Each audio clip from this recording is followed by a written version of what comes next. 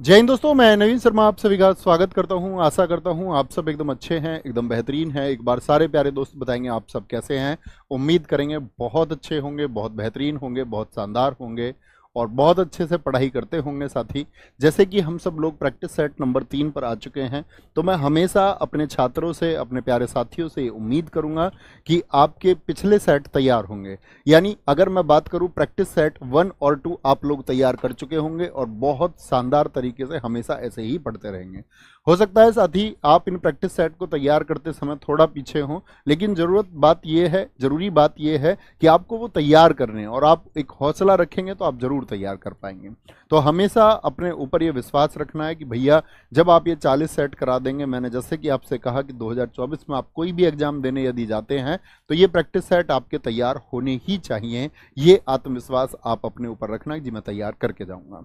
तो साथ ही शुरू करेंगे आज के इस प्रैक्टिस सेशन को। उससे पहले आप लोग मुझे पिछले सेट के 5 प्रश्नों के जवाब देंगे, जिसके बारे में मैं उम्मीद करूंगा कि आप एक सही उत्तर 5/5 स्कोर करके दिखाएं।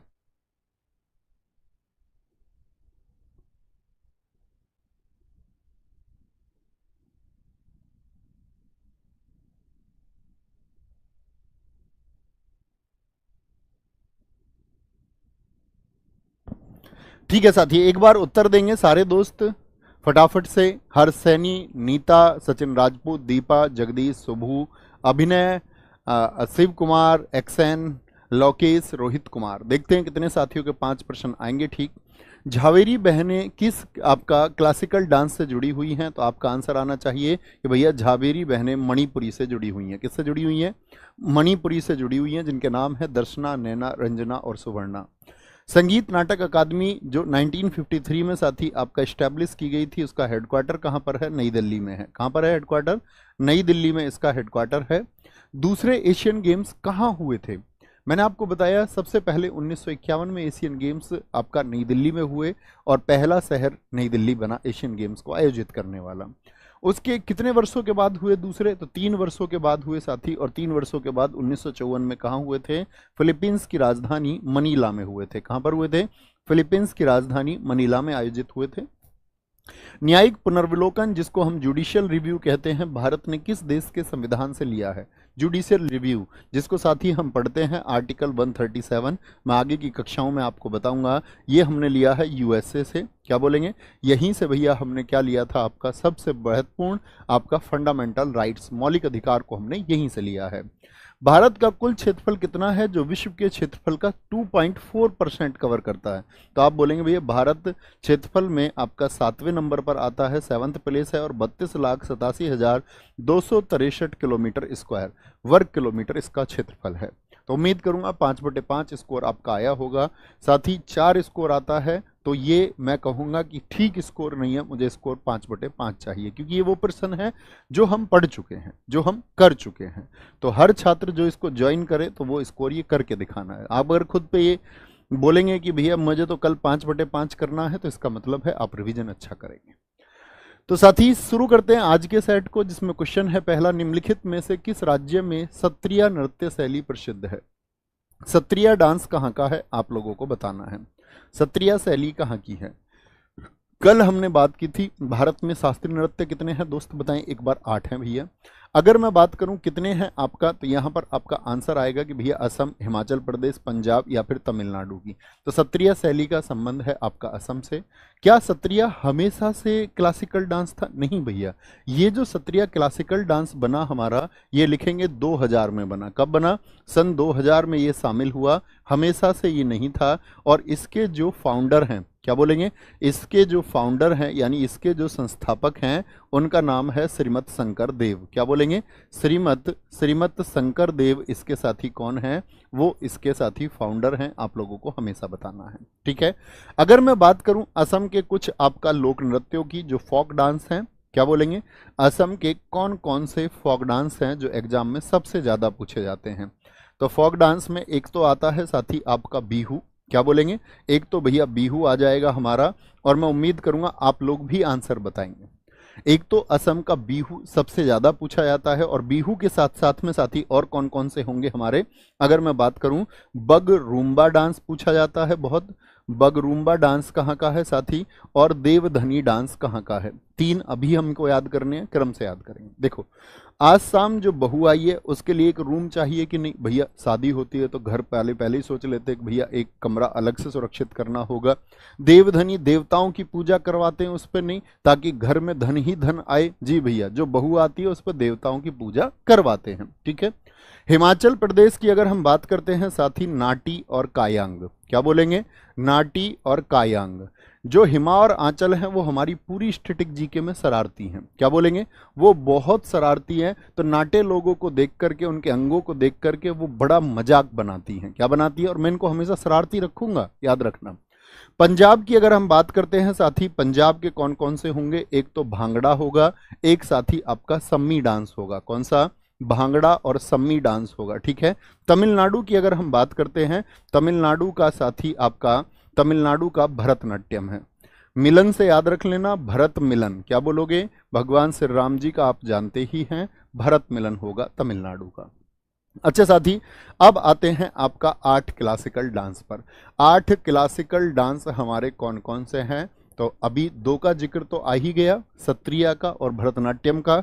मुझे बताओ आप, जो मणिपुरी डांस है ये किस स्टेट का है, मणिपुरी जो डांस है ये किस स्टेट का है, आप मुझे बताएं साथी। जो ओडिसी डांस है ये किस स्टेट का है। तीसरा आप मुझे बताओ साथी, कथकली, कथकली और साथी आपका मोहिनी अट्टम जो है, कथकली और मोहिनी अट्टम जो है साथी, ये किस राज्य के हैं, ये आपको बताना है। चौथा आप मुझे बताओगे, कुचिपुड़ी किस राज्य का है, कुचिपुड़ी किस राज्य का है साथी, ये आपको बताना है। एक आप बताएंगे कथक किस राज्य का है, क्या बोलेंगे, कथक किस राज्य का है। और एक साथी आपका कौन सा बच गया, एक तो हमने पढ़ लिया भरतनाट्यम तमिलनाडु, एक सत्रिया हो गया, 2 2 4 2 6 2 8 पूरे हो गए, कंप्लीट हो गए साथी। बताएंगे किस स्टेट से हैं, सत्रिया असम से, भरतनाट्यम तमिलनाडु से। तो मणिपुरी कहाँ का है दोस्त, भैया आपका मणिपुर का है, कहाँ का है, मणिपुर का है। ओडिसी कहाँ का है साथी, आपका ये भैया ओडिशा का है, ओडिशा का। कथकली, कली रूट वर्ड और अट्टम डबल टे किसकी पहचान बताए थे, बताएं फटाफट से। आप बोलेंगे भैया ये केरला की पहचान है, केरल का। कच्ची पूड़ी कौन खाएगा, अंधा आदमी खाएगा, तो आंध्र प्रदेश का, कहाँ का, आंध्र प्रदेश का है साथी आपका कुचिपुड़ी। कथक कहाँ का है, बोले भाई कथक कहाँ का है, जिसको कथक भी बोलते हैं, ये यूपी का है। अब क्वेश्चन बनेंगे दिशाओं से। एसएससी या कोई भी अन्य एग्जाम दिशाओं से क्वेश्चन कैसे पूछता है, आपसे पूछेगा कि जितने भी हमारे साथी, जितने भी साथी आपका, अगर मैं बात करूं, जितने भी अगर हम बात करते हैं तो मुझे फटाफट से बताना कि किस दिशा से जुड़े हुए हैं। अगर आपसे ऐसा क्वेश्चन पूछे, जैसे मैं कथक की बात करूं, ये किस दिशा में है भारत में, तो आप बोलेंगे भैया कथक यहां पर होगा। यानी कौन सी दिशा हो गई कथक की, नॉर्थ हो गई। और अकेला है ये, एकमात्र है जो नॉर्थ से है, क्या बोलोगे, ओनली नॉर्थ। नॉर्थ का कौन सा है, अकेला है, वो कथक है। तो पूछे उत्तर भारत में कौन सा शास्त्रीय नृत्य परफॉर्म किया जाता है, तो कथक उत्तर आएगा। अच्छा, दक्षिण भारत के कितने हैं, देखो कथकली और मोहिनी अट्टम दोनों के दोनों किसके हो गए साथी, आपका केरला के हो गए, क्या बोलेंगे, दोनों के दोनों आपका केरल के हो गए दक्षिण में। जी भैया। कुचिपुड़ी आंध्र प्रदेश कहाँ का हो गया, साउथ का हो गया, क्या बोलेंगे यहाँ पर, आंध्र प्रदेश, ये भी साउथ का हो गया। तो साउथ के कितने हो गए, 3 हो गए। ओडिसी कहाँ का है साथी, ओडिसी आपका साउथ ईस्ट का है। यहाँ पर दिशा आएगी साउथ ईस्ट, किसके लिए, ओडिसी के लिए आएगी, किसका, ओडिसी का। पहले हम इसको साउथ में काउंट करते थे, लेकिन अभी आपका क्वेश्चन पूछा गया CHSL एग्जाम में, तो उसमें दिशा उन्होंने मानी कौन सी, दक्षिण पूर्वी। आज से पहले प्रश्न नहीं था, आज के बाद हम साउथ ईस्ट ही लिखेंगे। तो कितने हो गए, 2 2 4 और 1 5। और कौन सा बचा साथी बताएंगे, आपका एक बच गया हमारा असम से, असम हो गया। तो असम किस दिशा में हो गया, बोलेंगे नॉर्थ ईस्ट में। मणिपुरी में आपसे पूछूं साथी, मणिपुरी भी किस में हो गया, नॉर्थ ईस्ट में हो गया। कहां पर हो गया, नॉर्थ ईस्ट में हो गया। और साउथ का एक बच गया साथी आपका, क्या बोलेंगे, तमिलनाडु का कौन, भरतनाट्यम। तमिलनाडु का कौन बच गया, भरतनाट्यम बच गया साथी। ये 8 हैं। तो मुझे बताओ साउथ से कितने हैं, साउथ से कितने हैं, तो साउथ से क्या कहेंगे, दक्षिण भारत के शास्त्रीय नृत्यों की संख्या कितनी है, 2 तो ये और एक साथी ये और एक आपका तमिलनाडु का। तो साउथ से हमारे 4 हैं, मैं पूछूं नॉर्थ से कितना, नॉर्थ से सिर्फ अकेला एक है। नॉर्थ ईस्ट उत्तर पूर्व भारत से कितने हैं, तो नॉर्थ ईस्ट के असम और मणिपुरी अर्थात 2 हैं, और साथ ही साउथ ईस्ट का कितना है, वो ओडिसी है, 1 है। तो ये संख्या भी पूछी जाती है। उम्मीद करूंगा आप कभी गलत नहीं करके आएंगे, कभी गलत नहीं करके आओगे। आगे आते हैं। मुंडारी नृत्य का संबंध किस भारतीय राज्य के आदिवासी समुदाय से है? मुंडारी कहां पर होता है, क्या बोलेंगे जी? मिजोरम, कर्नाटक, अरुणाचल प्रदेश या फिर झारखंड का है? तो बोलेंगे भैया मुंडारी नृत्य क्या है आपका, क्या बोलेंगे भैया, वो आपका झारखंड का है। कैसे बोलेंगे? आदमी झरने में जाएगा तो कैसे, मुंडी हिला हिला के नहाता है, मुंडी हिला हिला के, मुंडी हिला हिला के नहा रहा है झरने में। और झरना कहाँ का है ये साथी? फगुआ, गोवा का झरना है, फगुआ हो गया। और गोवा के झरने में क्या बोलेंगे, उसने भैया पाइका, कोई पैक लगा लिया, पता नहीं कोल्ड ड्रिंक का किस चीज का पैक लगा लिया उसने, और अब क्या है, वो झरने में फिर रहा है, फिर कल। अब उसे दुनिया का कुछ पता नहीं है, अब उसे दुनिया का कुछ पता नहीं है। कहां पर मुंडी हिला रहा है, झरने में। झरना कहां का है, झरना गोवा का है। गोवा के झरने में वो गया, वहां पर उसने भैया कुछ धारण कर लिया, और धारण करके क्या फिर रहा है अब, और कल का उसको कोई पता नहीं है, कल का उसको कोई पता नहीं है, फिर रहा है, कल का उसको कोई पता नहीं है। ठीक है।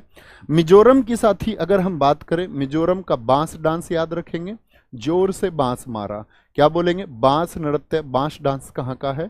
ठीक है। कर्नाटक की अगर हम बात करें साथी, यक्षगान, क्या बोलेंगे, यक्षगान और भूता आराधना। आपसे कभी भी पूछे भूता आराधना और यक्षगान, कैसे याद करेंगे? नाटक कर रहा है यक्ष अपने ऊपर भूत आने का। क्या कर रहा है नाटक? यक्ष नाम का एक लड़का है, नाटक कर रहा है कि उसके ऊपर भूत आ गए हैं, उसके ऊपर भूत आ चुके हैं। अरुणाचल प्रदेश की अगर हम बात करते हैं, आंचल कहती है अरुण से, चलो वॉच करते हैं, चलो वॉच करते हैं, किसी मेले वगैरह को बोल रही होगी। चालो और वांचो, चालो और वांचो ये कहाँ के हैं साथी? अरुणाचल प्रदेश के हैं। ठीक है।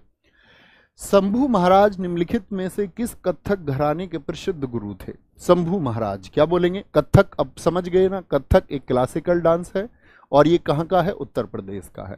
तो शंभू महाराज कथक में साथी यूपी से बनेंगे, जयपुर तो हो नहीं सकता, रायगढ़ नहीं होगा, या तो बनारस या लखनऊ।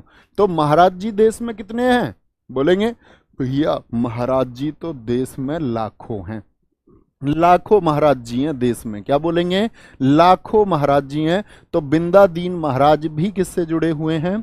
बिंदादीन महाराज, क्या बोलेंगे? बिंदादीन महाराज का संबंध भी किससे है? वो लखनऊ से है। और साथ ही आपको सारे महाराज क्या देते हैं? काली का प्रसाद देते हैं, कहते हैं माँ काली का प्रसाद ले लो। काली का प्रसाद भी किससे जुड़े हुए हैं? महाराज जी से जुड़े हुए हैं। और महाराज जी कितने? लाखों, वो लखनऊ से जुड़े हुए हैं। ठीक है। जयपुर घराना नहीं याद रखना, बनारस घराने के याद रख लेना, रुद्र शंकर मिश्र, क्या बोलेंगे? रुद्र शंकर मिश्र। रुद्र किसको कहते हैं बताएं? शिव जी को। रुद्र गुस्से को भी कहते हैं, गुस्से में रुद्र होके बोला बनारस, बनारस। और स्नेहा बजाज याद रख लेना, स्नेहा बजाज। रुद्र होके बोला कि मेरा बनारस, और उसमें मिश्री डालना, रुद्र मिश्र। रुद्र कह रहा है कि मिश्री डालना, किसमें? जो बनाओ रस। स्नेहा बजाज हो गई साथी। और साथ में आपका कमलिनी अस्थाना, क्या बोलेंगे? कमलिनी अस्थाना, क्या बोलेंगे? कमलिनी अस्थाना और नलिनी अस्थाना, ये भी बड़े नाम हैं, क्या बोलेंगे? दोनों क्या हैं? ये बहनें हैं, क्या बोलेंगे? ये दोनों बहनें हैं, ये भी याद रखना होगा। ओके, आगे आए। उस्ताद सफात अहमद खान निम्नलिखित में से कौन से म्यूजिकल इंस्ट्रूमेंट से जुड़े हुए हैं? सफात खान बताइए। उस्ताद सफात अहमद खान किससे जुड़े हुए हैं? सारे दोस्तों का आंसर आना चाहिए, गजब तरीके से उत्तर आए, देखेंगे भैया। तो किससे जुड़े हुए हैं? ये तबला से जुड़े हुए हैं। देखो जो सराफत है, सफात को याद रख लेना, सराफत खान है। कौन से खान है? सराफत खान। सराफत में बल होता है कि नहीं होता? जी भैया, सराफत में बहुत बल होता है। और किन किन चीजों में बल होता है? तो बोलेंगे भैया बल होता है किसमें? आपका जो किशन महाराज को पूजते हैं, किशन, कृष्ण जी में बल है कि नहीं है? जी भैया, जो इनके फॉलोवर्स है वो मानेंगे कि इनमें बल है। जाकिर हुसैन, जब जिक्र होता है हुस्न का तो सब लोगों में एकदम से बल आ जाता, नहीं आ जाता? नई ऊर्जा आएगी। जाकिर हुसैन हो गया। इसके बाद में साथी आपके आते हैं जो लोग अल्लाह को मानते हैं, अल्लाह रखा खान, वो मानेंगे कि बल है या नहीं है? जी भैया मानेंगे, अल्लाह रखा खान हो गए। और साथी तीनों लोक में बल होता है नहीं, तीन लोक, त्रिलोक गुरुटू, क्या बोलेंगे? त्रिलोक गुरुटू। इन सब का संबंध किससे है? इन सब का संबंध है तबला से। आंखें बंद करें, एक बार मेमोराइज करें। अल्लाह रखा खान मैंने आपको बताए, किशन महाराज मैंने आपको बताए, मैंने त्रिलोक गुरुटू आपको बताए, और जाकिर हुसैन बताए, और सफात खान कभी भूलने नहीं है। क्या बोलेंगे? सराफत से जीते हैं ये, तो इनमें बहुत बल है। रुद्र वीणा का एक नाम याद रखेंगे, अली खान। कौन? रुद्र वीणा से एक नाम आज याद रखेंगे, अली खान। वायलिन से साथी दो नाम बताए थे, बताओ दोनों के दोनों। तो क्या बताया था? एल सुब्रमण्यम और आपका वैद्यनाथन। सुबह सुबह वैद्य के पास चल दिए क्योंकि बाई थी। तो आप भी याद रखेंगे रागिनी को। किसको? रागिनी साथी शंकर किससे जुड़ी हुई है? वायलिन से जुड़ी हुई है, वायलिन से जुड़ी हुई है। और हारमोनियम से सबसे बड़ा नाम है तुलसीदास बोरकर। तुलसीदास बोरकर, हारमोनी, क्या बोलोगे? हारमोनी। तो हारमोनियम को कैसे बोलेंगे? किसी ने हार मान ली, तो हार मान ली जिसने, उसको दुनिया बोर कर देगी? नहीं कर देगी, उसको उसकी हार के लिए क्वेश्चन मार्क लगाते रहेंगे। हार जो मान लेगा उसको तो भाई बोर कर दिया जाएगा, बोर कर दिया जाएगा, ठीक है, उसको बोर कर दिया जाएगा। आगे, दौल उत्सव निम्नलिखित में से किस राज्य में मनाया जाता है? दौल हम होली को कहते हैं साथी, किस राज्य में मनाया जाता है? तो क्या बोलेंगे? दौल उत्सव बिहार, असम, छत्तीसगढ़ या फिर महाराष्ट्र। क्या बोलेंगे जी? दौल उत्सव हमारा असम का है। और दौल उत्सव ये होली का अन्य नाम है। हमारे यहाँ तो भाई उसको होली ही कहते हैं, ये होली का अन्य नाम है। किसका? होली का अन्य नाम है। और असम में साथी मुझे बताएं और कौन कौन से फेस्टिवल मनाए जाते हैं? जैसे बिहू फेस्टिवल होता है यहाँ पर, बैसागु फेस्टिवल होता है, क्या बोलेंगे? बैसागु फेस्टिवल होता है, रोंगकर फेस्टिवल यहाँ पर होता है, रजनी गबरा यहाँ पर होता है, रजनी गबरा यहाँ पर होता है, हरनी गबरा यहाँ पर होता है। कौन सा? रजनी गबरा और हरनी गबरा। क्या बोलेंगे? रजनी गबरा और हरनी गबरा यहाँ पर होते हैं। ये क्या है? फेस्टिवल। तो मुझे बताओ कैसे याद करेंगे जी? ऐसे याद करना है। आज शाम जो बहू आई है ना, आज शाम जो बहू आई है वो बहुत बहस करती है, बहुत बहस करती है भाई, बहुत बहस करती है। और बहस करके कुछ कह दो तो फिर रोक कर दिखा देती है। फिर कैसे दिखा देती है? रो कर दिखा देती है। भाई बड़ी कलाकार बहू आई है यार, हम तो घबरा गए, हम तो घबरा गए, ऐसे बोलेंगे, हम तो घबरा गए। तो रजनी घबरा, घबरा कहीं भी आए तो घबरा गए। किससे घबरा गए? आज शाम जो बहू आई है, आज शाम जो बहू आई है। और उस बहू के पापा का क्या नाम है? अली ए लिगांग। क्या बोलोगे? अली ए लिगांग है, ठीक है। उसके पापा का नाम है अली। उसने अपने पापा को बुला लिया, पापा को बुला लिया तो पापा ने आके पूछा, भैया क्यों मेरी इस बेटी को तंग करते हो? तो उसने बोला जी चाय टाइम पे बना के नहीं देती। चाय महोत्सव अली ए लिगांग, अली ए लिगांग। क्या बोलेंगे भैया? ये चाय जो है टाइम पे बना के नहीं देती। और अली कौन है? अब्बू है, तो अब्बू वाची। क्या बोलेंगे? अम्बू वाची कहाँ का है साथी? अम्बू वाची फेस्टिवल भी यहीं का है। क्या बोलेंगे? अम्बू वाची फेस्टिवल भी यहीं का। उसने कहा लड़की ऐसा नहीं मानेगी, रिश्तेदार को, दामाद को परेशान करती है, तो उसने उसकी पिटाई कर दी, देहिंग पटकाई, उसकी देह पटकाई। फिर उसने देह पटकाई मतलब दे पटकाई, दे एक पटकी दे दी उसको, देहिंग पटकाई। बिहार की साथी अगर हम बात करें आपका, बिहार, बिहार में एक तो दोस्त छठ पूजा मत भूलना, फिर आगे मैं किसी दिन बताऊंगा छठ पूजा में 4 दिन क्या क्या पूजा होती है। एक बिहुला, तो बिहुला से बहुत लोग गलती कर देते, असम लिख देते हैं, तो याद रख लेना बिहा करके बहुला, बिहा करके बहुला, ये ऐसे याद होगा। छत्तीसगढ़ का साथी आपका पोला और हरेला। क्या बोलेंगे?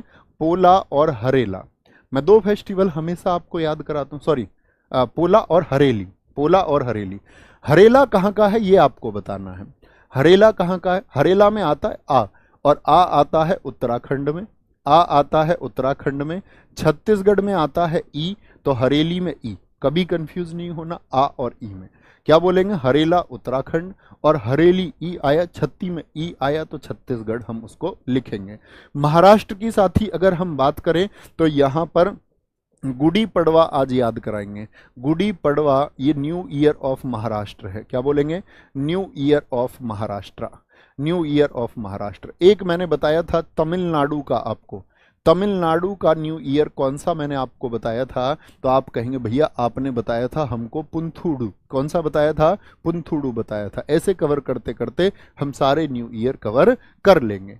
अब मैंने बताया कि होली का जो अन्य नाम है वो दौल उत्सव है, तो यहां से और क्वेश्चन बनते हैं। होली के अन्य नाम क्या लिखेंगे?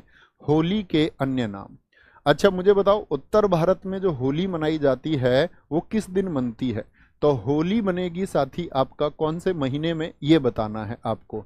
फागुन की, फागुन माह हिंदी कैलेंडर का फागुन माह की पूर्णिमा तिथि को मनाई जाती है। कैसे बोलेंगे? ऐसे याद करना। होली पे क्या हो जाता है? फाल्गुन लग गया पूर्ण रंग। होली पे थोड़ा बहुत रंग कोई लगाता है क्या भैया? सारे पर रंग लगाते हैं। पूर्ण, कंप्लीट, पूर्ण रंग लगा दिया। लग से लगुन हो गया, लगुन लग गया, क्या पूरे पर होली में रंग, रंग लगता है भैया, याद रखेंगे। ठीक है। होली के अन्य नाम कौन कौन से अलग अलग स्टेट में, तो क्या बोलेंगे? फगुआ होली। आपसे कभी पूछे फागुआ होली कहाँ पर मनाई जाती है, तो फगुआ होली साथी आपका बिहार में मनाई जाती है। क्या बोलेंगे? फगुआ होली बिहार में मनाई जाती है।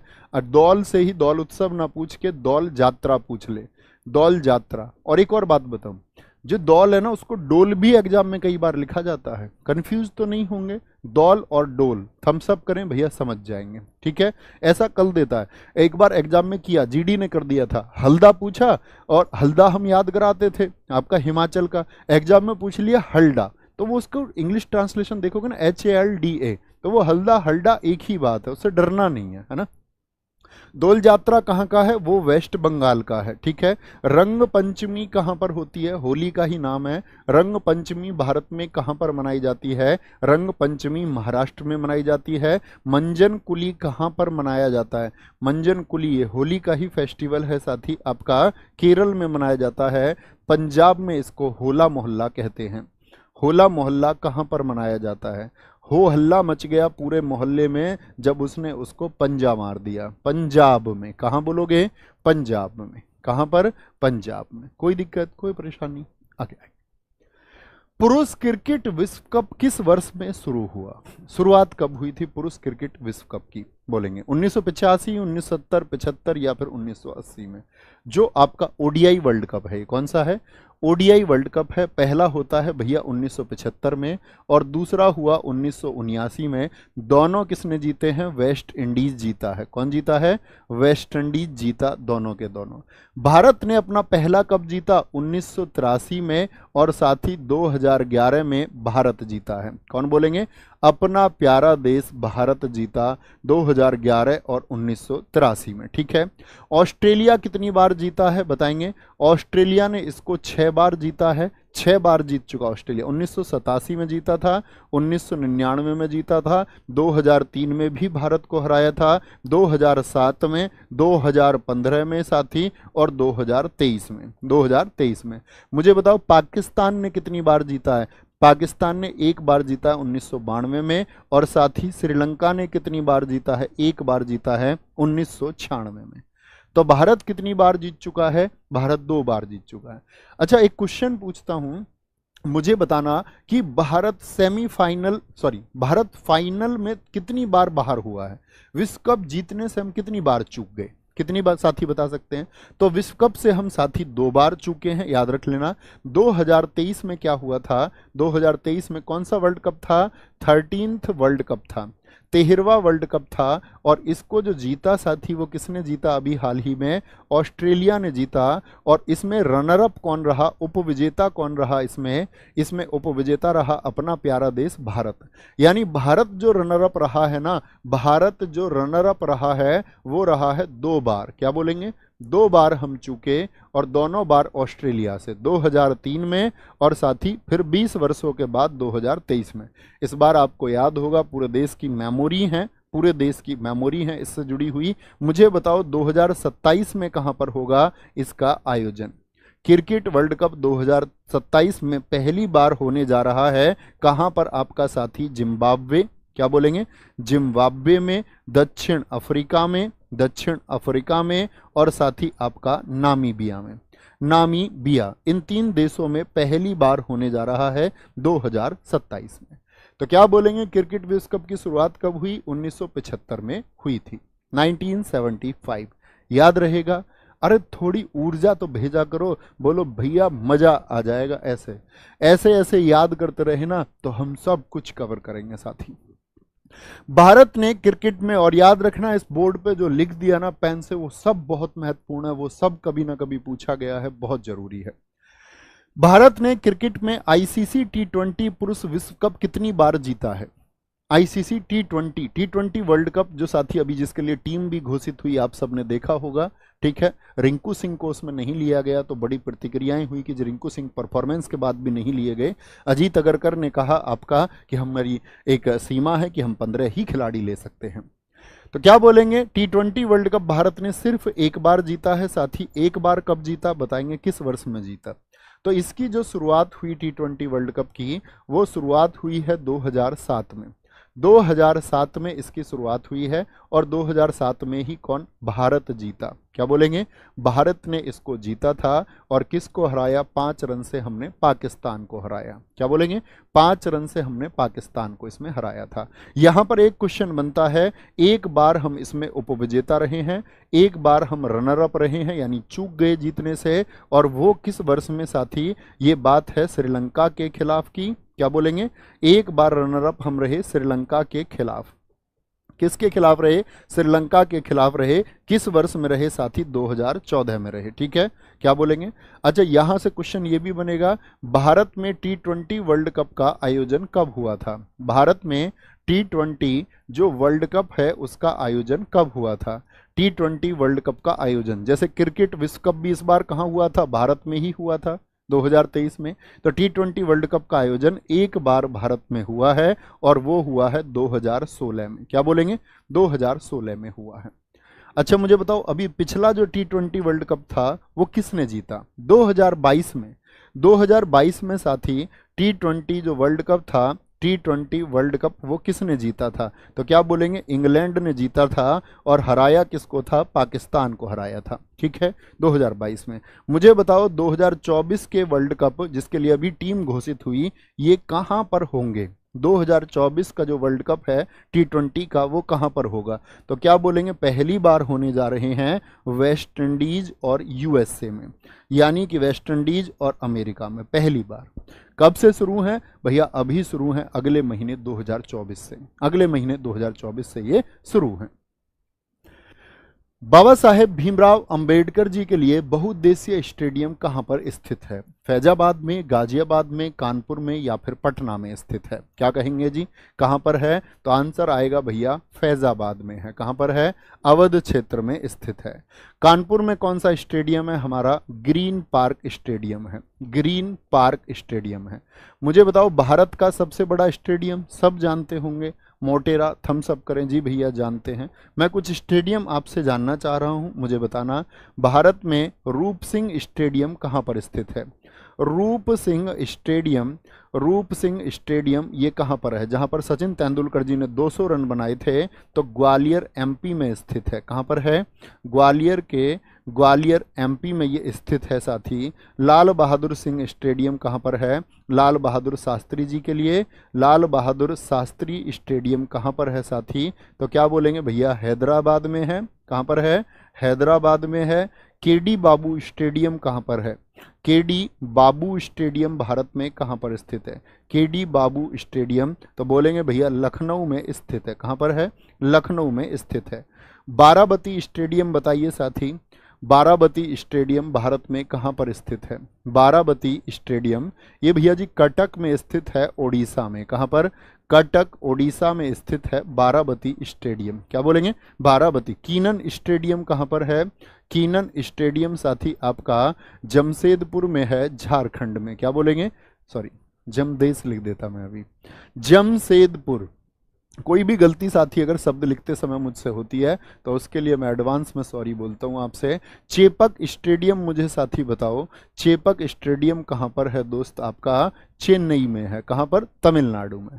एक क्वेश्चन पुराना पूछ लूं तो बताओ मुझे, एम चिन्ना स्वामी स्टेडियम कहाँ पर है? इसी कक्षा में मैंने आपको बताया है एम चिन्ना स्वामी, स्वामी जी कहाँ रहेंगे बताना जरा। एम चिन्ना स्वामी स्टेडियम तो भैया बंगलौर में स्थित है। क्या बोलेंगे? बंगलौर में स्थित है। आगे आएंगे, शतरंज की बिसात पर कितने सफेद वर्ग होते हैं? शतरंज का गेम होता है साथी आपका, तो खाने कितने होते हैं उसमें? टोटल खाने होते हैं उसमें 1 2 3 4 5 6 7 8। 1 2 3 4 5 6 7 8, तो कितने खाने होते हैं कुल? ये कुल साथी कुल 64 खाने होते हैं। कितने होते हैं? कुल 64 खाने उसमें होते हैं। कितने खाने होंगे कुल? ज्यादा तो नहीं बन गए? 4 4 8, ठीक है। 8 गुणा 8 की शेप में होता है, स्क्वायर शेप होती है, वर्ग के आकार का होता है। तो सफेद वर्ग कितने होते हैं? 2 रंगों का होगा हमेशा, सफेद और काला, और सफेद रंग पूछ रहा है तो 32 कहेंगे।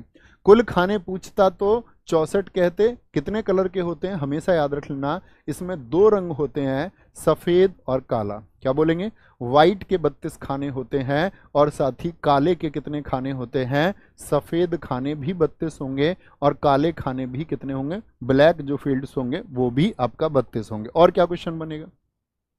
क्वेश्चन बनेगा साथी आपसे कि इसमें पाउन कितने होते हैं, प्यादे कितने होते हैं, खिलाड़ी एक तरफ कितने होते हैं? तो जैसे यहां पर एक आदमी इधर बैठा हुआ है, तो कितने आपका खिलाड़ी होंगे साथी?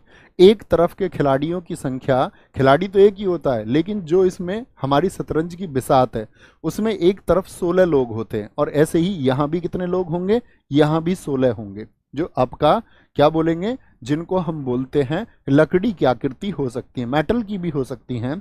तो याद रख लेना, इसमें क्या होगा आपका, एक पक्ष की बात करते हैं, वन साइड की। एक साइड में क्या होता है साथी आपका, 8 प्यादे होते हैं। प्यादे मतलब पाउन बोलते हैं इनको। 8 जो होते हैं वो पाउंस होते हैं साथी आपका। 2 बिशप होते हैं। क्या बोलेंगे? 2 होते हैं आपका साथी बिशप। बिशप किसको कहते हैं बताएं जरा? 2 बिशप होंगे। बिशप को हम बोलते हैं भैया आपका ऊंट। क्या बोलेंगे? ऊंट बोलते हैं। 2 होते हैं साथी आपका सूरवीर। सूरवीर मतलब घोड़ा बोलते हैं, इंग्लिश में उसको बोलते हैं नाइट होंगे। कितने होंगे? 2 नाइट होंगे आपका। और 2 होते हैं साथी हाथी। क्या बोलेंगे? हाथी होते हैं, जिनको रूक्स कहते हैं। क्या बोलते हैं? रूक्स बोलते हैं। एक राजा होगा, एक होगा आपका किंग, इसको तो लिख ही सकते हैं आप लोग, और एक होती है क्वीन। क्या बोलोगे? यार मेरे दिल की तो इकलौती रानी है। एक क्वीन होती है, ठीक है। एक क्वीन, एक किंग होगा। 2 होंगे आपके रूक्स, 2 होते हैं साथी नाइट, 2 होते हैं आपका बिशप, 8 पाउन होंगे, 8 प्यादे होंगे। इस तरह एक तरफ कितने खिलाड़ी हो जाते हैं? इस तरह भैया आपका एक तरफ 16 होते हैं, दूसरी तरफ भी, ठीक है। याद रख लेना, ये कौन है? ये ऊंट है। ये कौन है? ये घोड़ा है। हाथी को आप जानते ही हो। भारतीय संविधान के अनुसार निम्नलिखित में से कौन सर्वोच्च है? भारतीय संविधान क्या कहता है? बोलेंगे भी फटाफट से भैया। संविधान सभा की दूसरी बैठक कब हुई? ऑप्शन में देना हो। भाई क्या बात कर रहे हैं? देवा शर्मा जी बता चुके हैं इस बात को, दूसरी बैठक कब हुई है, इसी कक्षा में बताया, पहली 9 को, दूसरी 11 को। आगे तो क्या बोलेंगे? कौन सर्वोच्च है साथी? राष्ट्रपति, सर्वोच्च न्यायालय, संसद या फिर संविधान? कौन सर्वोच्च है? हमेशा याद रखेंगे, भारत का संविधान सर्वोच्च है। कई दोस्त तो ए बता रहे हैं, डी वाले सारे सही हैं। संविधान सबसे ऊपर है। संविधान ही तो शक्ति देता है राष्ट्रपति को भी। अगर संविधान न होता तो राष्ट्रपति को या सर्वोच्च न्यायालय को कैसे शक्ति मिलती? तो आप कहेंगे जी हाँ, सबसे ऊपर है, ठीक है। बोलेंगे भी फटाफट से। बहुत बढ़िया, बहुत शानदार। आगे आएंगे। निम्नलिखित उद्देश्यों में से कौन सा एक भारत के संविधान की प्रस्तावना में वर्णित नहीं है? आज ऑपरेशन करेंगे साथी किसका? प्रस्तावना का, प्रियम्बल का। तो विचार की स्वतंत्रता है, फ्रीडम ऑफ थॉट है। इकोनॉमिक फ्रीडम बताई गई है क्या? बोलेंगे जी। क्या आपका फ्रीडम ऑफ एक्सप्रेशन को बताया गया है? जी हाँ। और आपका विश्वास की स्वतंत्रता है, फ्रीडम ऑफ बिलीफ है, इसको बताया गया है? जी हाँ। पहले आप मुझे बताएं स्वतंत्रता कितनी है कुल? तो क्या कहेंगे? कहीं भी आर्थिक स्वतंत्रता नहीं आती प्रियम्बल में। स्वतंत्रता भैया 5 बताई गई हैं। स्वतंत्रता 5 है। कितनी फ्रीडम बताई गई हैं? 5 फ्रीडम बताई गई हैं, जिसमें एक आपका थॉट का फ्रीडम है, एक फ्रीडम ऑफ एक्सप्रेशन है, एक बिलीव का फ्रीडम है, और एक है साथी आपकी धर्म की स्वतंत्रता, कि आप किसी भी धर्म को मान सकते हैं, संविधान इसकी ताकत देता है। फ्रीडम ऑफ रिलीजन है, एक साथी आप किसी की भी पूजा कर सकते हैं, उपासना कर सकते हैं, उपासना की स्वतंत्रता, आपको ऐसे बाध्य नहीं किया जा सकता कि आप इन्हीं को पूजें, ठीक है, क्या बोलेंगे, उपासना की, फ्रीडम ऑफ वर्शिप है। तो कितनी स्वतंत्रताएं हैं साथी, आपका 5 स्वतंत्रताएं हैं। इसको देखना बड़े ध्यान से, सीन 2 लगा देना भाई, इसको पढ़ और से पढ़ेंगे इसको एक बार, आज तक पढ़ा हो या ना पढ़ा हो। देखना कहां से शुरू होती है, पहला क्वेश्चन, भारत का जो साथी प्रस्तावना कहां से शुरू होती है, हम भारत के लोग, we the people of India, we the people of India, यहां से हमारी बात शुरू होती है। अच्छा, भारत को एक संपूर्ण प्रभुत्व संपन्न समाजवादी पंथ निरपेक्ष लोकतंत्रात्मक गणराज्य बनाने के लिए उसके समस्त नागरिकों को सामाजिक आर्थिक और राजनीतिक न्याय, न्याय कितने बताए गए हैं जरा देखें, कितने न्याय बताए गए हैं, तो 1, एक तो सोशल, एक इकोनॉमिक, साथी जो साथी हमारे इंग्लिश वाले उधर देखते रहें, एक तो सोशल, एक इकोनॉमिक, एक साथी पॉलिटिकल राजनीतिक। अच्छा, फिर आते हैं हम स्वतंत्रताओं पर जिनका हमारा प्रश्न है। तो एक तो विचार की हो गई, थॉट की, एक एक्सप्रेशन हो गया साथी, एक बिलीव का हो गया, एक साथी आपका रिलीजन का हो गया, और एक वर्शिप का हो गया। तो स्वतंत्रताएं कितनी है, आपका 5 है। फिर हम आते हैं समता पर, यानी इक्विलिटी कितनी बताई गई है, इक्विलिटी कितनी है साथी, एक तो स्टेटस की इक्विलिटी है और एक अपॉर्चुनिटी की इक्विलिटी है, यानी स्टेटस मतलब प्रतिष्ठा और अवसर की समता। तो समानता कितनी बताई गई है, 2 बताई गई है आपका, तो ये याद रखेंगे। तथा उन सब में व्यक्ति की गरिमा, राष्ट्र की एकता और अखंडता सुनिश्चित करने वाली बंधुता बढ़ाने के लिए दृढ़ संकल्प होकर अपनी इस संविधान सभा में आज तारीख 26 नवंबर 1949 को मार्क्सिस्ट शुक्ल सप्तमी संवत 2006 विक्रमी को एतद द्वारा इस संविधान को अंगीकृत अधिनियमित किया जाता है। ठीक है, आए प्रश्न पर। तो समझ गए कितने प्रकार की स्वतंत्रताएं हैं साथी, 5 प्रकार की स्वतंत्रताएं हैं। ये प्रश्न आपके कभी गलत नहीं होने चाहिए। किस वर्ष से भारत के संविधान की प्रस्तावना में 2 शब्द समाजवादी, कौन कौन से 2 शब्द, समाजवादी शब्द था एक तो प्रस्तावना में, अभी हमने पढ़ा, और एक पंथ निरपेक्ष। कौन कौन से शब्द साथी, समाजवादी और पंथ निरपेक्ष, कहां कहां पर हमने ये पढ़े बताएंगे। ये रहा आपका समाजवादी शब्द और पंथ निरपेक्ष।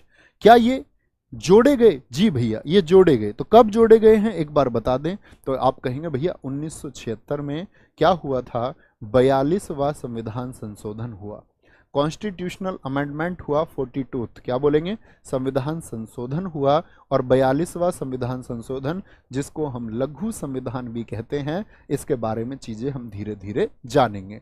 लघु संविधान यानी इसी को हम मिनी कॉन्स्टिट्यूशन कहते हैं, क्या बोलते हैं साथी, इसको हम मिनी कॉन्स्टिट्यूशन, मिनी कॉन्स्टिट्यूशन इसको हम कहते हैं, ये याद रखेंगे। अच्छा, प्रस्तावना को ही क्या कहते हैं हम, प्रस्तावना को ही हम कहते हैं भारतीय संविधान की आत्मा, क्या बोलेंगे, सोल ऑफ इंडियन कॉन्स्टिट्यूशन। भारतीय संविधान की आत्मा किस अंग को कहा जाता है, तो किस अंग को कहते हैं, प्रस्तावना को कहा जाता है, किसको, प्रस्तावना को। ठीक है, आगे। भारत के संविधान की प्रस्तावना में यानी प्रियम्बल में कितने प्रकार के तो साथी आपके न्याय यानी कितने जस्टिस बताए गए हैं, कितनी साथी आपका फ्रीडम बताई गई है, कितनी समानताएं बताई गई हैं, कितनी इक्वलिटी की बात हुई है, और साथ ही कितनी फ्रेटर्निटी की बात हुई है। तो कितनी की बात हुई जरा देखें, ध्यान से देखना। तो क्या कहेंगे आप, कहेंगे भैया प्रस्तावना जो है उसमें न्याय तो हमने अभी पढ़ा, न्याय तो 3 प्रकार के बताए गए। न्याय कौन कौन से, सामाजिक, आर्थिक और राजनीतिक, सोशल, इकोनॉमिक, और आपका कौन सा तीसरा कौन सा है, बोलेंगे सोशल, इकोनॉमिक और पॉलिटिकल, ये हमारे क्या बताए गए हैं, जस्टिस बताए गए हैं। स्वतंत्रताएं 5 थी, पांचों की पांचों आपने अभी पढ़ी साथी। समानताएं कौन कौन सी थी, एक तो स्टेटस की और एक अपॉर्चुनिटी की यानी अवसर की और प्रतिष्ठा की, और भ्रातृत्व शब्द क्या है साथी, उसका एक बार उल्लेख किया गया। 3 5 2 1। भैया थोड़ा सा फिर से दिखाओ ना, ये भ्रातृत्व शब्द कहां पर था, ये हमसे थोड़ा बच गया, तो जरा पहचाने, इसमें सीन 2 लगाएं बच्चों के लिए, और एक बार बताना इसमें भ्रातृत्व की बात कहीं पर की गई है साथी, बोलेंगे भी फटाफट से, इस पूरे में कहीं पर आपको दिखता है कि भ्रातृत्व की बात की गई है, बताएंगे कौन सा शब्द है जो आप मुझे छांट करके बता दें कि भ्रातृत्व को बताता है। तो क्या बोलेंगे भैया, ये जो बंधुता शब्द है, ये जो बंधुता शब्द है यानी कि जो आपका किसको बता रहा है, फ्रेटर्निटी को ही बता रहा है। तो बंधुता शब्द किसको बता रहा है? फ्रेटर्निटी को बता रहा है। ये एक बार प्रयोग हुआ है, आज के बाद गलत नहीं करेंगे। भारत की संप्रभुता, भारत एक संप्रभु देश है, यानी साथ ही हम अपने निर्णय लेने के लिए किसी और दूसरे देश पर बाध्य नहीं है। इसी को बोलते हैं सवरीन कंट्री। ऐसा थोड़ी होगा हमको कोई निर्णय लेना तो हम पूछेंगे जा करके अमेरिका से कि जी हमको क्या डिसीजन लेना चाहिए, ऐसा नहीं होता है। ऐसी कंट्री जो किसी के अन्य मतलब किसी अन्य के बाध्य नहीं है, किसी अन्य से अपने डिसीजंस को मानने के लिए बाध्य नहीं है, अपने निर्णय स्वतंत्र रूप से ले पाए, वो सब होते हैं आपका साथी सवरीन कंट्री। क्या बोलते हैं उनको भैया? हम सवरीन कंट्री बोलते हैं। और ऐसे देश संप्रभुता को, सवरीनिटी को धारण करते हैं। भारत राष्ट्रमंडल का सदस्य है। जी हाँ, बिल्कुल ठीक बात है। संप्रभुता को हमारी को नुकसान पहुंचाता नहीं, ये संप्रभुता के लिए सही है। भारत राष्ट्रमंडल का सदस्य है। राष्ट्रमंडल की सदस्यता के कारण भारत की संप्रभुता कम हो जाती है? जी नहीं, राष्ट्रमंडल की सदस्यता धारण करने की वजह से भारत की संप्रभुता पर कोई भी साथी आपका नुकसान नहीं पहुंचता है। अच्छा, मैं आपसे पूछूं तो भारत राष्ट्रमंडल का सदस्य कब बना? यहां पर लिख लेते हैं, भारत कॉमनवेल्थ का सदस्य कब बना? बोलेंगे कॉमनवेल्थ बोले तो ये वो सारे देश हैं जिन पर कभी ब्रिटेन ने अपने उपनिवेश बनाए। भारत कॉमनवेल्थ का सदस्य कब बना साथी? तो भारत कॉमनवेल्थ का सदस्य बना 1949 में, 1949 में बना है। क्या बोलेंगे? 1949 में बना। ठीक है, तो क्या बोलेंगे संप्रभु के बारे में? कौन सा एक ठीक है? केवल एक ठीक है, केवल एक मेरे मित्र ठीक है। भारत के संदर्भ में निम्न में से कौन धर्मनिरपेक्ष, एक शब्द आता है अक्सर आप राजनीतिक बहसों में भी देखते होंगे, सेक्युलर। सेक्युलर होने का क्या मतलब होता है? एक बार बताएंगे सारे साथी, सेक्युलर होने का क्या मतलब है? फटाफट से बताएंगे। तो क्या बोलेंगे भैया? एक बार सारे दोस्त जो पोल आपके सामने इसमें आंसर कर देंगे, ताकि आपके कौन से एग्जाम की तैयारी करते हैं उससे क्या होता है कि कंटेंट में उसी तरह से फिर मदद होती है, उसी तरह से चीजें फिर डिजाइन की जा सकती हैं। तो जरूर एक बार इस पोल में सारे दोस्त आंसर करेंगे। 1 सेकंड आपको लगेगी शायद, सिर्फ चीजें सही रहेंगी। बोलेंगे जी, तो धर्मनिरपेक्ष शब्द का सही भाव व्यक्त करता है। भारत में अनेक धर्म है, भारत में अनेक धर्म है, ये धर्मनिरपेक्ष का मतलब है। धर्मनिरपेक्ष का मतलब होता है there is no state religion in India. Bharat में राज्य का कोई धर्म नहीं है, यानी हम ये नहीं कह सकते कि इस राज्य का, स्टेट का, यूनियन का ये धर्म है, इसीलिए भारत धर्मनिरपेक्ष देश है। ठीक है, आपके पोल्स का मैं आपको रिजल्ट बता दूं कि एसएससी, सीजीएल, सीएचएसएल और सीपीओ के ऐसे बच्चे हैं जिनका सिर्फ ये एग्जाम है, ऐसे बच्चों की संख्या क्लास में 27% है। जीडी की तैयारी करने वाले बच्चे क्लास में 14% है, क्योंकि वो तब जागेंगे जब उनका जीडी का एग्जाम आ जाएगा। आरपीएफ के बच्चे 22% है, और यूपी पुलिस और अदर एग्जाम जैसे यूपी पुलिस कांस्टेबल, एसआई और आपका साथी बाकी सारे फॉर्मेट के बच्चे वो 37% है। बहुत शाबाश। आगे सूची 1 को सूची 2 से सुमेलित कीजिए तथा सूचियों के नीचे दिए गए कूट से सही उत्तर का चयन कीजिए। सही उत्तर का चयन करेंगे एक बार। क्या बोलेंगे जी? हड़प्पाई कुछ स्थल दिए हुए हैं, पूछ रहा है वो कहां पर है, बताएंगे एक बार। मांडा कहां पर है दोस्त आपका? मांडा भैया हमारा जम्मू कश्मीर में है। दाइमाबाद कहां पर है? बहुत पूछता है, महाराष्ट्र में है। कालीबंगन मैं आपको बता ही रहा हूं पिछले 2 दिन से, राजस्थान में है। राखी गढ़ी की भी बात हम पिछले 2 दिन से कर रहे हैं, हरियाणा में है। तो क्या बनेगा आपका? 3, 4 और फिर आपका 1 और 2। तो किस में बनेगा? ऑप्शन सी एकदम से सही है। साथ ही हम बात करते हैं सिंधु घाटी सभ्यता के स्थलों की। तो जब हमसे एक सबसे कॉमन क्वेश्चन पूछा जाता है, ये नॉर्थ है, ये साउथ है, ये ईस्ट है, ये वेस्ट है। तो सिंधु घाटी सभ्यता के स्थल की अगर बात करें, इंडस वैली सिविलाइजेशन के सिंधु घाटी सभ्यता की अगर बात करता है तो क्वेश्चन पूछ लेता है सिंधु घाटी सभ्यता का सबसे उत्तरी स्थल कौन सा है, सबसे नॉर्थ साइड कौन सा है, बताएंगे। क्या बोलेंगे भैया? सबसे उत्तरी है आपका मांडा। क्या बोलेंगे? मांडा, जो कि जम्मू कश्मीर में है। और किस रिवर के किनारे है ये भी आपको पता होना चाहिए, चेनाब रिवर के किनारे है। किसके किनारे है? चेनाब रिवर के किनारे है। सबसे पूर्वी है साथी आपका आलमगीरपुर। क्या बोलेंगे? आलमगीरपुर है आपका। और आलमगीरपुर साथी आपका कहां पर है?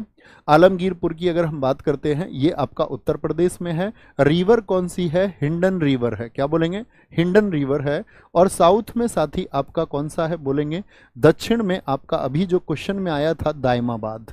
दायमाबाद मुझे बताओ किस राज्य में? तो ये तो बता दिया महाराष्ट्र। इसकी जो रिवर है वो प्रवरा रिवर है। और एसएससी का फेवरेट क्वेश्चन, प्रवरा रिवर किसकी सहायक नदी है? बताएंगे कि आप मुझे प्रवरा किसकी सब्सिडी है साथी? क्या आपको बोलेंगे किसकी सहायक नदी है? तो प्रवरा आपका गोदावरी की सहायक नदी है। किसकी? गोदावरी की। सबसे पश्चिमी स्थल कौन सा है? वो साथी सूतकांगेडोर है। क्या बोलेंगे? सूतकांगेडोर है, जो पाकिस्तान में है। कहां पर है? सूतकांगेडोर पाकिस्तान में है। और इसकी रिवर है दाश्क रिवर। कौन सी रिवर है? दाश्क रिवर के किनारे ये है। तो इन चारों को आपको कभी नहीं भूलना। एक आहाड़ स्थल याद रखना साथी। आहाड़ कहां पर है आपका? वो राजस्थान में है। और एक वीर भानपुर कहां पर है? वीर भानपुर साइट कहां पर है? तो वीर भानपुर आपका वाराणसी में है। वाराणसी बोले तो उत्तर प्रदेश में है दोस्त। कहां पर है? उत्तर प्रदेश में है। ठीक है, उत्तर प्रदेश में है। आगे आएंगे। सूची 1 को सूची 2 से मिलाएं तथा सूचियों के नीचे दिए गए कूट का उपयोग करके सही उत्तर चुनें। मतलब मैचिंग करनी है। फिर से एक बताएंगे जी। हड़प्पा, हड़प्पा से क्या मिला हमको? कुछ जगह दी हुई है, नहीं कुछ सारी चीजें दी हुई हैं। तो हड़प्पा से हमको क्या मिला है? समाधान R37 बूरियल, जहां पर लोगों को सबों को दफनाया जाता था। लोथल से हमको क्या मिला? गोदीवाड़ा, इसको बोलते हैं डॉक यार्ड, या मैंने कहा था बंदरगाह कहां पर था? बहुत इंपॉर्टेंट क्वेश्चन है। ठीक है। कालीबंगन से क्या मिला हमको? जुते हुए खेत मिले हैं। और साथ ही मोहनजोदड़ो से मिली हमें नर्तकी की मूर्ति। क्या आप बता सकते हैं जो नर्तकी मिली, ये जो डांसिंग गर्ल मिली, ये साथी आपका कौन से मेटल की बनी हुई थी? कौन से मेटल की बनी हुई थी? तो नर्सरी जो आपका नर्तकी की मूर्ति बनी मिली है, ये कांसे की बनी हुई है, ब्रॉन्ज की बनी हुई है। किसकी? ब्रॉन्ज की बनी हुई है। तो क्या आंसर हो जाएगा? 1 2 4 3 1 2 4 3 1 2 4 3। ऑप्शन डी साथी एकदम से सही हो जाएगा। क्या हो जाएगा? ऑप्शन डी हमारा एकदम से सही हो जाएगा। और यहां पर गलती की गुंजाइश आपसे होनी भी नहीं चाहिए। अच्छा, बोलेंगे भैया लोथल कहां पर स्थित? मैंने आपको बताया था गुजरात में। यहां से मिला है हाथी दांत का पैमाना। हाथी दांत का पैमाना यानी कि आइवरी स्केल हमको कहां से मिला? क्या बोलेंगे? हाथी के दांत से आइवरी स्केल साथी हमको कहां से मिला? ये मिला है हमको लोथल से। ठीक है, लोथल से मिला है, ये बात याद रखेंगे। दूसरा मोहनजोदड़ो, मोहनजोदड़ो से हमको सबसे प्रसिद्ध चीज कौन सी मिली? तो मोहनजोदड़ो से हमको मिला वृहत स्नानागार। क्या बोलेंगे? ग्रेट बाथ हमको कहां से मिला? वृहत स्नानागार, यानी कि हमारा उसको बोलते हैं बहुत बड़ा धार्मिक स्नान के लिए बनाया हुआ था, ग्रेट बाथ मिला। यहीं से साथी हमको मिली पशुपति की मोहर। क्या बोलेंगे? पशुपति की मोहर। पशुपति देवता थे, उनका एक साइन मिला। साइन ऑफ पशुपति कहाँ से मिला? तीसरा साथी अभी आया था नाम दायमाबाद का, जो कि महाराष्ट्र में स्थित है। दायमाबाद से हमको मिला था ताम्र रथ। क्या बोलेंगे? ताम्र रथ, यानी तांबे का बना हुआ रथ मिला था। क्या मिला था हमको? कॉपर कार्ट मिला। एक तांबे से बना हुआ रथ मिला है। तो ये बेसिक चीजें हैं जो आपको कम से कम पता होनी चाहिए, धीरे धीरे आप जानते ही रहेंगे।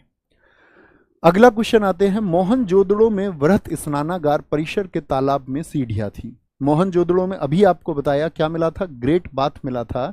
तो वो जो ग्रेट बाथ था उसमें जो सीढ़ियां थी वो किस तरह से थी?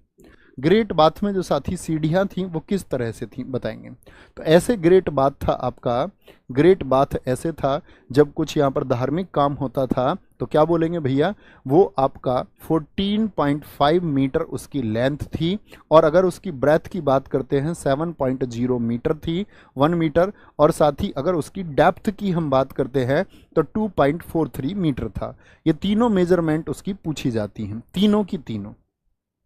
अब पूछता उसमें उतरने के लिए जो सीढ़ियां थी वो किधर से थी? तो एक तो सीढ़ियां भाई साहब इधर से थी, उतरने के लिए सीढ़ियां एक तो इधर से थी, और एक सीढ़ियां आपका उतरने के लिए इधर से थी। तो क्या बोलेंगे? ये नॉर्थ हो गई, ये साउथ हो गई। यानी नॉर्थ और साउथ दोनों तरफ से सीढ़ियां थी, उत्तरी पार्श्व से भी, on the northern side and on the southern side. तो क्या ठीक हो जाएगा आपका? केवल 1 और 2, ऑप्शन बी एकदम से ठीक होगा। ऑप्शन बी एकदम से ठीक होगा, कभी गलती नहीं करनी है। नेक्स्ट है जी, निम्नलिखित में से हड़प्पा सभ्यता का कौन सा नगर था जो 3 भागों में विभाजित था। देखो साथी, अगर जनरली क्वेश्चन पूछा जाए, हड़प्पा सभ्यता को 2 नगरों में बांटा जाता था। 2 नगर कौन से होते थे? एक तो आपका साथी वो बना लेते थे आम नागरिकों के लिए, एक राज परिवारों के लिए होता था। तो 2 टीले होते थे, आपका पूर्वी टीला, उत्तर टीला, कई बार तो उसको पश्चिमी टीला कहकर पुकारते थे। तो ज्यादातर जो IVC इंडस वैली सिविलाइजेशन है वो कितने टीले में विभाजित है? 2 टीले में। और सिर्फ एक ही नगर ऐसा है धौलावीरा, ये एकमात्र है जो 3 टीलों में था। एकमात्र, ये क्या बोलेंगे, एकमात्र नगर है, ओनली सिटी है जो साथी आपका 3 माउंड में थी, 3 टीले में थी, जिसमें एक तो किला हो गया, दुर्ग हो गया जिसको हम बोलते थे, एक मध्य टीला इसमें होता था, एक साथी बिल्कुल श्रमिकों के लिए आम टीला होता था। तो दुर्ग, मध्य और आम, क्या बोलेंगे, 3 टीले, सिर्फ एक है धौलावीरा। अच्छा, धौलावीरा मुझे बताओ किस राज्य में है? सारे दोस्तों का उत्तर आना चाहिए। चनहुदड़ो पाकिस्तान हो गया, लोथल गुजरात हो गया, कल से बता रहा हूं, परसों से, कालीबंगन राजस्थान हो गया। अच्छा जी, बोलेंगे धौलावीरा किस राज्य में है? धौलावीरा, गजब तरीके से सारे दोस्तों ने बताया, गुजरात से। और यहां से सबसे बेहतरीन प्रश्न आता है, उन्नत जल व्यवस्था कहां से मिली थी? एक आपका वाटर मैनेजमेंट सिस्टम कहां से मिला? तो ये लोग भी पानी को लेकर के बहुत अवेयर थे। उन्नत जल व्यवस्था, एक वाटर मैनेजमेंट यहां से मिला, एडवांस्ड वाटर मैनेजमेंट आ गया। निम्नलिखित में से किसकी पूजा हड़प्पा संस्कृति नहीं होती थी? सर जी नोट्स कैसे बनाएं? बेटा पहली क्लास क्यों नहीं करते हो? पहली कक्षा में बताया है सब कुछ, जैसे मैं बनाता हूं, मैं भी तो हाथ से लिखता हूं। बोलो। और भाई ये ऐसा पेन है, इससे उंगली गड़ जाती है। मैं सुबह से लिख रहा हूं, अर्ली मॉर्निंग से, ये देखो उंगली के बीच में निशान बन जाता है। पेन से लिखना इससे ज्यादा आसान है। बैठ के लिख रहे हो, मैं खड़े होकर लिख रहा हूं, तो मेहनत करनी है। क्वेश्चन नहीं बनाने हैं कि भैया मैं कैसे बनाऊं, नोट्स कैसे बनाऊं, पहली कक्षा में बता चुका। जैसे मैं बनाता हूं ऐसे बनाएंगे, ठीक है? बात समझ में आती है? जी हाँ। निम्नलिखित में से किसकी पूजा हड़प्पा संस्कृति नहीं होती थी? किसकी पूजा हड़प्पा संस्कृति में नहीं होती थी?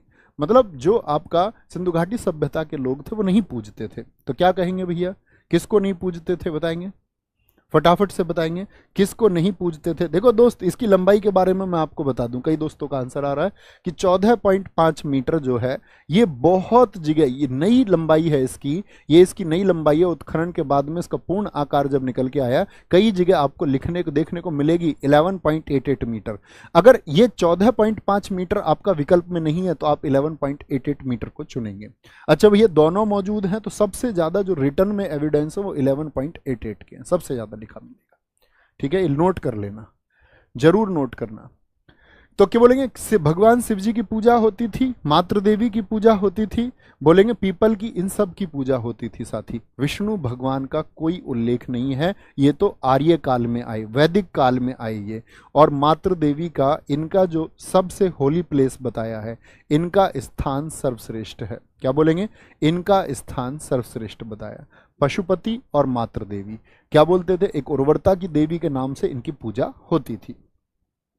भारत में निम्नलिखित केंद्र शासित प्रदेशों में से कौन सा है जो क्षेत्रफल की दृष्टि में सबसे छोटा है? कौन सा यूटी है जो एरिया में सबसे छोटा है? अगर मैं राज्यों की बात करूं साथी आपसे, पहले तो मैं स्टेट की बात करूंगा। स्टेट में सबसे बड़ा और छोटा कौन सा है आप बताएं। तो सबसे बड़ा राज्य जो स्टेट में है, जो सबसे बड़ा राज्य है एरिया में, क्या बोलेंगे, स्टेट एरिया के हिसाब से हम बात करते हैं तो सबसे बड़ा तो होता है साथी आपका राजस्थान।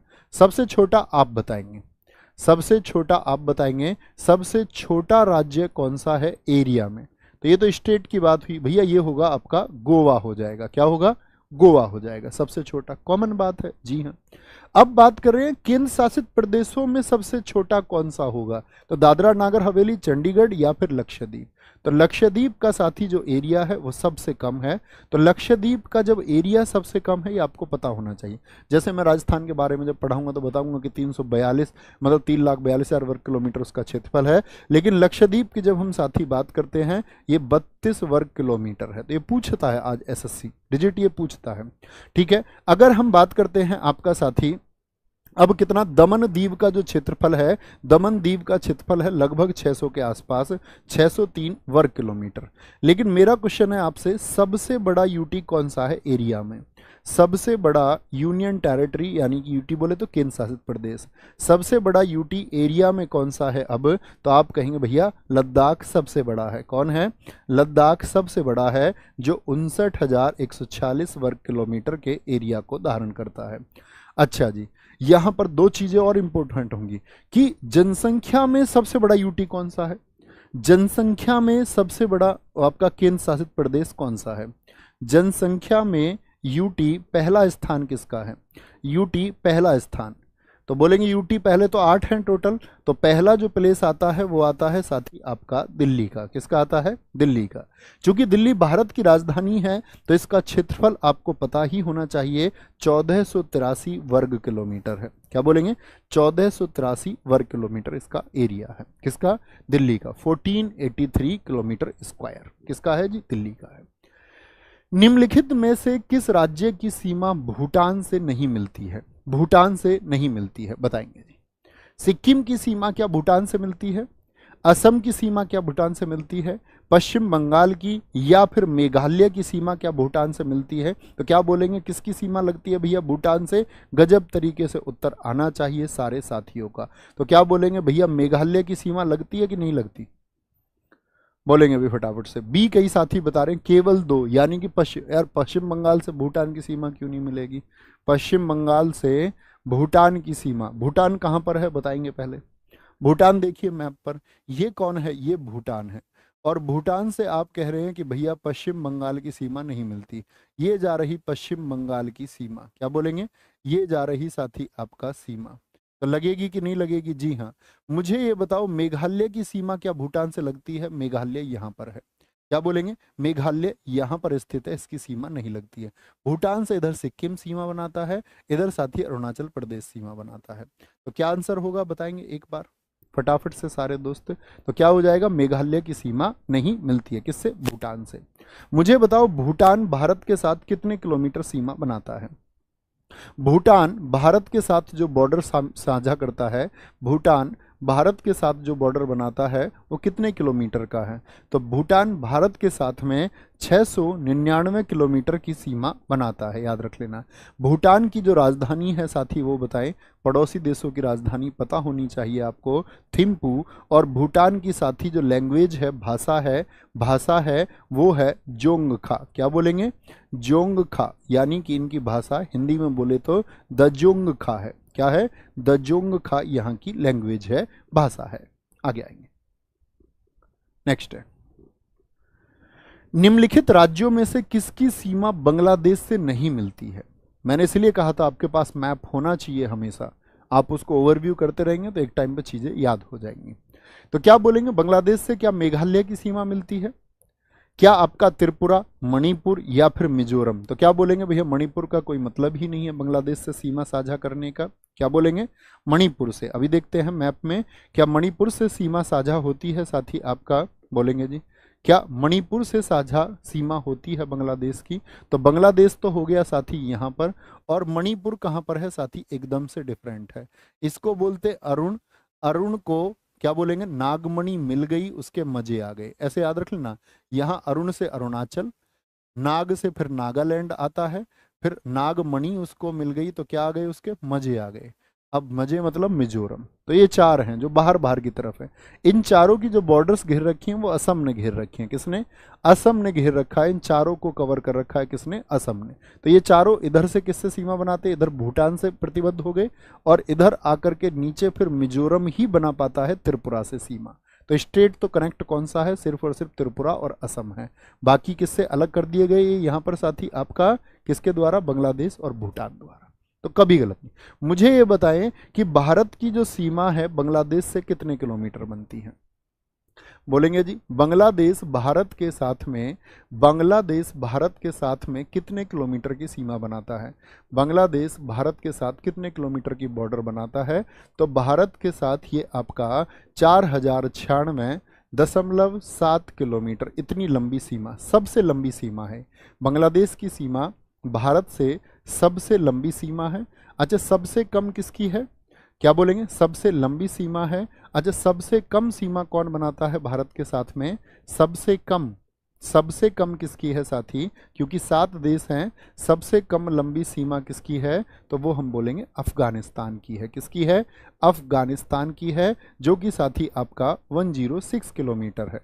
7 देश बनाते हैं भारत से सीमा, कौन कौन से, एक तो बांग्लादेश है, एक चाइना है, एक पाकिस्तान है, एक नेपाल है, एक म्यांमार है साथी आपका, एक भूटान है और एक साथी अफगानिस्तान है। ये घटता हुआ क्रम है। तो ये कहाँ से, मुझे बताओ, अफगानिस्तान कितने राज्यों से सीमा बनाता है, अफगानिस्तान कितने स्टेट से मिलता है भारत के, बोलेंगे जी।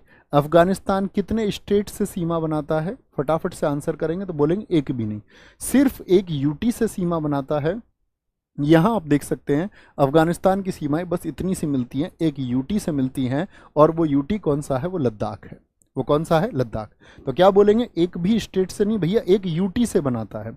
अच्छा, 3 बीघा कॉरिडोर विवाद हमारा किसके साथ में है, 3 बीघा कॉरिडोर विवाद हमारा किसके साथ में है, 3 बीघा कॉरिडोर, ये बांग्लादेश और भारत के बीच में है, बांग्लादेश और भारत के बीच में है 3 बीघा कॉरिडोर। 100वां संविधान संशोधन आपको पता होना चाहिए। 100वां जो संविधान संशोधन हुआ था 2015 में, क्या बोलेंगे, ये भूमि संशोधन के लिए था, जिसमें हमने 100 गांव दिए किसको, वो एक सीमा विवाद को खत्म करने के लिए बांग्लादेश को। बांग्लादेश से हमारी कौन सी सीमा बनती है बताएंगे, भारत बांग्लादेश के बीच जो सीमा है उसका क्या नाम है, क्या बोलेंगे जी, बांग्लादेश और भारत के बीच में कौन सी सीमा है। सारे दोस्त फटाफट आंसर करेंगे, क्या बोलेंगे, बांग्लादेश के साथ में हमारी कौन सी सीमा है। तो कई बार तो हम लोग गलती कर देते हैं कि भैया हमने पढ़ा नहीं, रेड क्लिफ लाइन ही है, क्योंकि जब पाकिस्तान बना ना साथी 1947 में, तो 2 तरफ बना पाकिस्तान। एक तो ये तो पश्चिमी पाकिस्तान था आपका, और ये क्या था, ये आपका साथी इधर जो बांग्लादेश है ना, ये पूर्वी पाकिस्तान था। 2 पाकिस्तान 1947 में बना था, मतलब 2 जगह बना था। 1971 में हमने इसको मुक्त करा लिया इंदिरा गांधी जी की सरकार में, और इसको हमने नया राष्ट्र बनाया जो बांग्लादेश है। तो भारत और पाकिस्तान के बीच जो इधर है वही इधर होगी, तो उसको रेड क्लिफ कहेंगे, ठीक है। निम्नलिखित में से किस राज्य की सीमा बांग्लादेश और म्यांमार से लगी हुई है, इमेजिन करो, बांग्लादेश से भी लगी हुई है और म्यांमार से भी लगी हुई है, तो ऐसा कौन है। तो बोलेंगे भैया फटाफट से, क्या मणिपुर संभव है, क्या त्रिपुरा संभव है, क्या मिजोरम संभव है, क्या नागालैंड। भैया मिजोरम की सीमा है जो नीचे की तरफ से लगती है, क्या बोलेंगे, मिजोरम की सीमा है। देखो यहाँ पर मिजोरम की सीमा किससे लगती है, इधर तो आपका बांग्लादेश हो गया यहाँ तक, तो ये मिजोरम यहाँ पर सीमा बनाता है बांग्लादेश से इस साइड से, और इस साइड म्यांमार से। तो कौन सा है, ये आपका साथी क्या है, आपका म्यांमार है। बोलेंगे जी म्यांमार का गठन कब हुआ था, कितने दोस्त बता सकते हैं, म्यांमार भारत के साथ कितने किलोमीटर की सीमा साझा करता है, म्यांमार भारत के साथ में कितने किलोमीटर की सीमा, भारत के साथ क्या बोलेंगे, कितने किलोमीटर की सीमा साझा करता है। तो बोलेंगे 1643 किलोमीटर की सीमा साझा करता है। म्यांमार का पुराना नाम क्या था साथी, म्यांमार का पुराना नाम, एक दिन मैं पड़ोसी देशों के आपको बताऊंगा, ऊंची चोटी लंबी नदी, पुराना नाम इसका बर्मा था। और साथ ही इसका जो गठन हुआ वो 1935 के एक्ट से हुआ, 1935 के अधिनियम से हुआ, और जो इसका निर्माण हुआ वो 1937 में हुआ, यानी 1935 के अधिनियम के द्वारा 1937 में ये बना। क्या ये भारत का ही हिस्सा था, जी हाँ, अखंड भारत का यह हिस्सा था। अखंड भारत के साथ ही 4 विभाजन हुए हैं। सबसे पहला विभाजन हमारा अफगानिस्तान, ये हमारा ही टुकड़ा था, डूरंड लाइन के द्वारा 1893 में बांट दिया गया। पाकिस्तान जो साथी आपका 1947 का, एक साथी आपका अगर मैं बात करूं बांग्लादेश भारत का हिस्सा था, बांग्लादेश भी साथी आपका 1971 में स्वतंत्र हो गया। और साथी एक आपका म्यांमार जो कि आपका 1935 में अलग हो गया, 1935 के अधिनियम से 1937 में, ठीक है। आगे आएंगे, बोलेंगे भाई फटाफट से आगे आएंगे। भारत में सर इस क्लास को देखने से ग्रुप डी में सिलेक्शन होगा 100%, नहीं मेरे साथी, मैं ऐसा बिल्कुल दावा नहीं कर सकता, किसी से भी मैं झूठ नहीं बोल सकता इस बात के लिए कि इस कक्षा को देखने से आपका 100% आपका सिलेक्शन, आपकी मेहनत, सभी विषयों पर आपका समायोजन, सारे विषयों पर आपकी अच्छी पकड़, और जो साथी वहां पर अपनी सीट पक्के कर रहे होंगे उनसे बेहतर तैयारी आपकी होगी, तो आपके सिलेक्शन की 100% गारंटी होगी, ठीक है। आगे आएंगे, क्या कहेंगे, सर जब बांग्लादेश पाकिस्तान का हिस्सा था तो दोनों देशों के लोग कैसे आते जाते थे? अबे बुद्धू, रास्ते पर रोक थोड़ी थी। तुम आज नहीं जाते क्या ऑस्ट्रेलिया? तुम्हारे लिए क्या आज अलग से रोड है? ऐसे ही जाते थे जैसे अब जाते हैं। कह रहे कैसे जाते थे? भारत में योजना के आरंभ में मैंने कहा था बुद्धुओं की तरह 40 दिन जो मन करेगा बोलने का वो नहीं बोलना है। लिखने का बहुत कुछ मन करेगा लेकिन नहीं लिखना है। बस ध्यान लगाना है कि मैं आपको क्या सिखा रहा हूं। जो कुछ आप जानना चाहते हैं उसके लिए दुनिया भर में सोर्सेज मौजूद हैं। आप अगर जानना चाहते होंगे, सच में आज जिज्ञासु हैं, तो साथी आप जान ही लेंगे। हर किसी ने जाना है, जिसने जानना चाहा है वो जान जाता है। लेकिन आप जानना नहीं चाहते और कमेंट सेक्शन में यहां लिख देते हो तो यहां नहीं जान पाओगे। आगे, भारत में योजना के आरंभ में किसी भी पंचवर्षीय योजना में अनाच्छादित कुल वर्षों की संख्या कितनी है? अनाच्छादित, अनाच्छादित किसको कहते हैं? यानी कि जो ढके हुए नहीं है। ढके हुए नहीं है मतलब कि अनकवर्ड है। तो ऐसे कितने हैं बोलेंगे जी? बहुत सारे दोस्तों ने लिखा 5 वर्ष 5 वर्ष 5 वर्ष। मुझे पता था आप यही उत्तर देंगे, तो क्योंकि हमने क्या सोच लिया कि पंचवर्षीय योजना में कितने साल होते हैं, यही सोचा ना जी भैया। अनाच्छादित वर्षों की संख्या होती है साथी, अरे 5 तो होता तो आच्छादित होता तो मान भी लेते। अनकवर्ड, तो अनकवर्ड 5 होंगे, उसमें तो शामिल होते हैं 5 वर्ष। कह रहा अनाच्छादित 7 वर्ष हैं। कौन कौन से? 1966 से 69 3 वर्ष तो ये हो गए।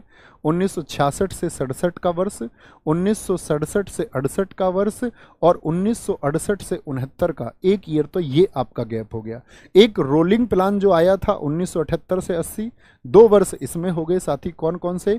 1978 से 79 का सेशन और 1979 से 80 का वर्ष। एक साथी गैप मैंने बताया था 1990 से 92 तक, इसमें भी 2 सेशन हो गए, 1990 से 91 और 1991 से 92। तो क्या बोलेंगे कितने वर्ष हो गए? 3 2 5 2 7 वर्ष। क्या बोलेंगे?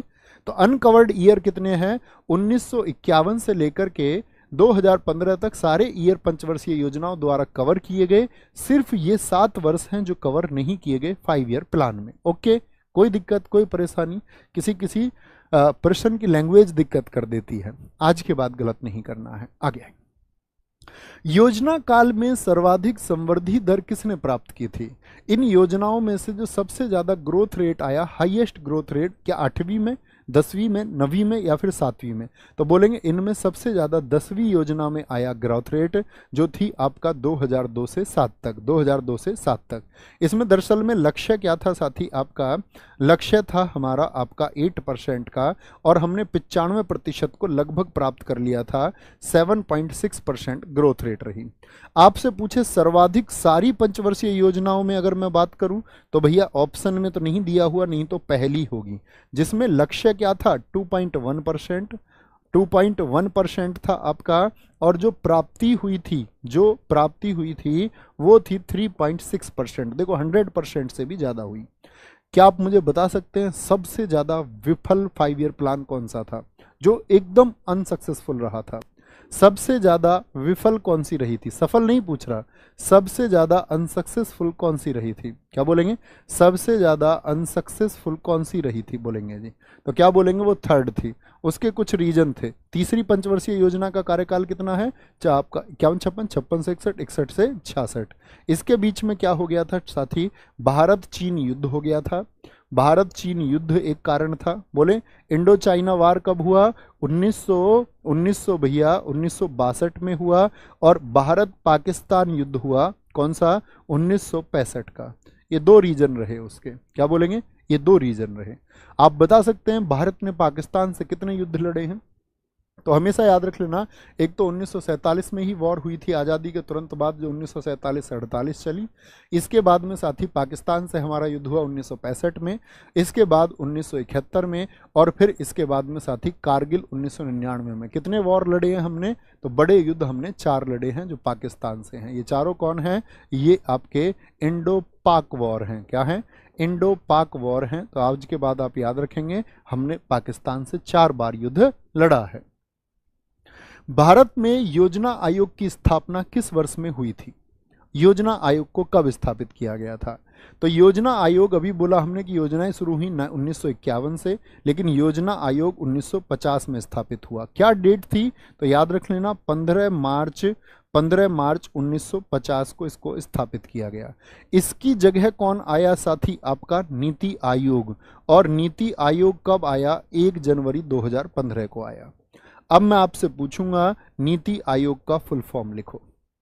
नीति आयोग का पूरा नाम बताएं। तो नीति stands for national institute for transforming India.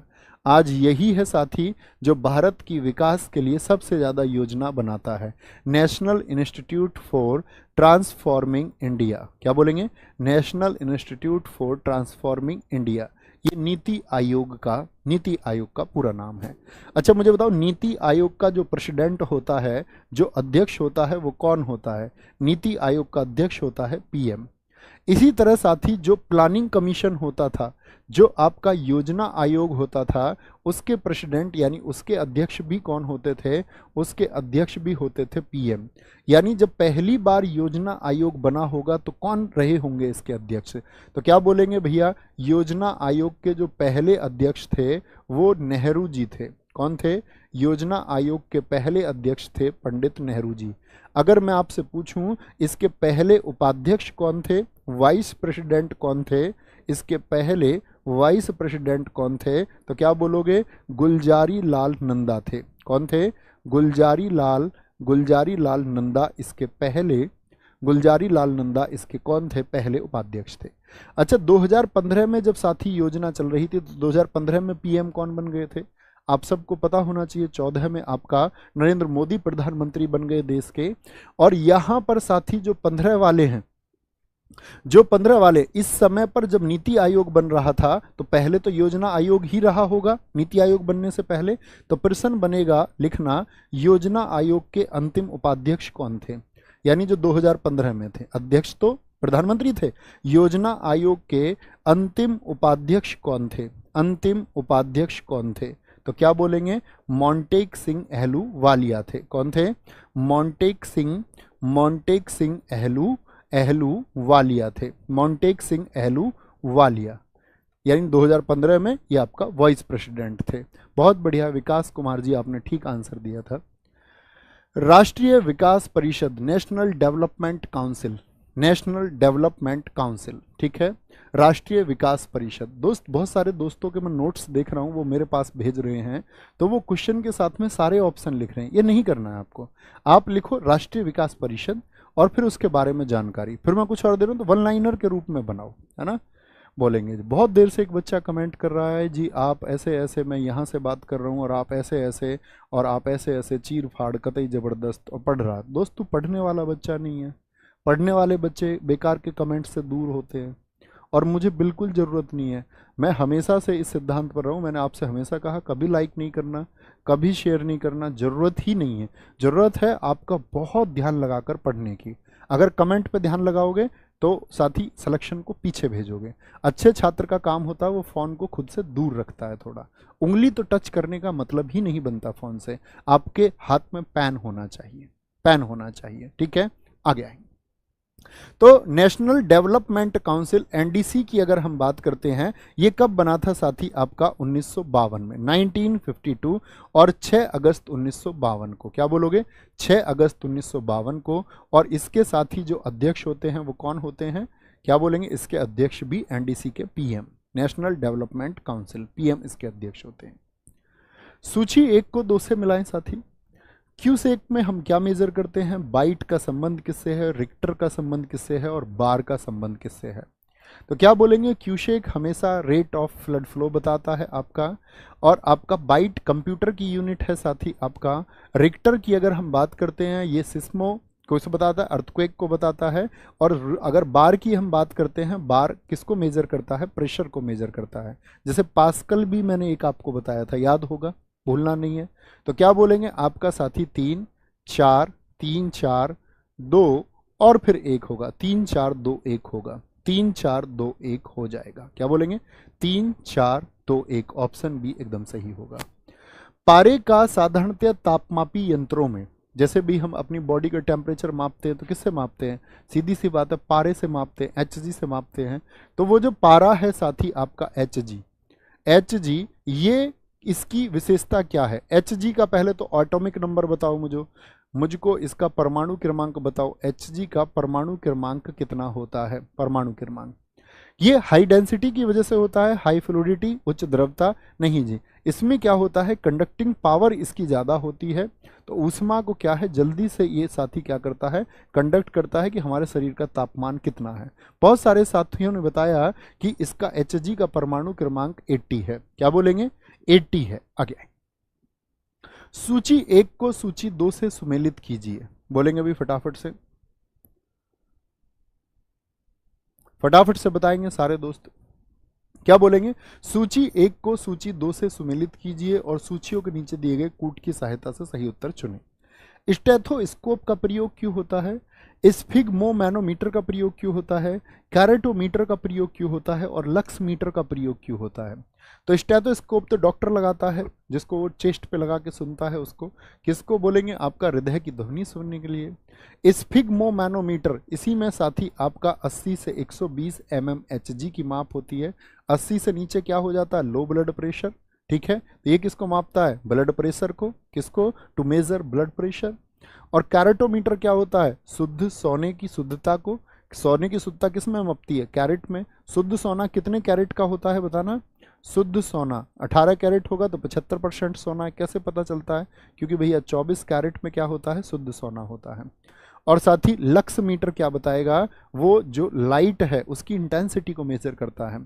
क्या बोलेंगे जी? 3 4 हो गया, 3 4 2 1, 3 4 2 1, ऑप्शन सी एकदम से सही है। ठीक है, निम्नलिखित में से कौन सा सही सुमेलित नहीं है? बोलेंगे अभी फटाफट से, आगे आएंगे। क्या लिख रहे हैं ऊपर दिखाओ भाई दोस्त आपका। सर जी पहले आपने वर्ल्ड कप 1996 में बताया था, 1987 में फाइनल ईडन गार्डन। 1987 में फाइनल ईडन गार्डन में हुआ था? मैंने तुम्हें ये कब बता दिया साथी? 1987 बता दिया था मैंने आपको पहले कि आप जीत गए थे। दोस्त ऐसा हो सकता है, देखो इसका मैं क्लैरिफिकेशन देता हूँ। इस बारे में तो अब कोई बात करने का अर्थ नहीं है कि मैंने क्या बताया होगा, शायद मैं मान लेता हूँ। चलो मैं आपसे ये कहता हूँ कि आपको मैंने पहले कुछ भी बताया है, जो कुछ भी, अब जो मैं लिखूँ ना, अगर उसमें विभेद है तो अब वाले को आप सही मान लेना। ठीक है, कोई दिक्कत तो नहीं, कोई परेशानी तो नहीं इस बात में। जो मैं अब लिख रहा हूँ वो सही है, यही सॉल्यूशन है दोस्त। मैं भाई अगर नींद में भी कोई मुझे उठा के पूछ लेगा ना तब भी बता दूंगा। आगे आ जाओ, क्या बोलोगे? खोज। अब ऐसे क्वेश्चन पूछता है, इससे नहीं खोज से पूछता, खोज का वर्ष क्या है? खोज का वर्ष क्या है? ठीक है, सॉल्यूशन मिल गया सबको। थम्स अप करें कि मैंने पहले कुछ बताया है, अगर वो गलत लगता है आपको, कोई डेटा कभी का मिसमैच है, जो पुराने साथी हैं उनसे मेरी विनती है कि वो अब जो मैंने बताया है उसको ठीक मान लेंगे। बात समझ में आई इतनी कि हम अब वाले पर ज्यादा काम करेंगे, हो सकता है मुझसे कोई गलती हो, अब वाले को ठीक मान लेंगे। ठीक है, तो विभेद ही नहीं बचता, कमेंट करना ही नहीं कुछ भी।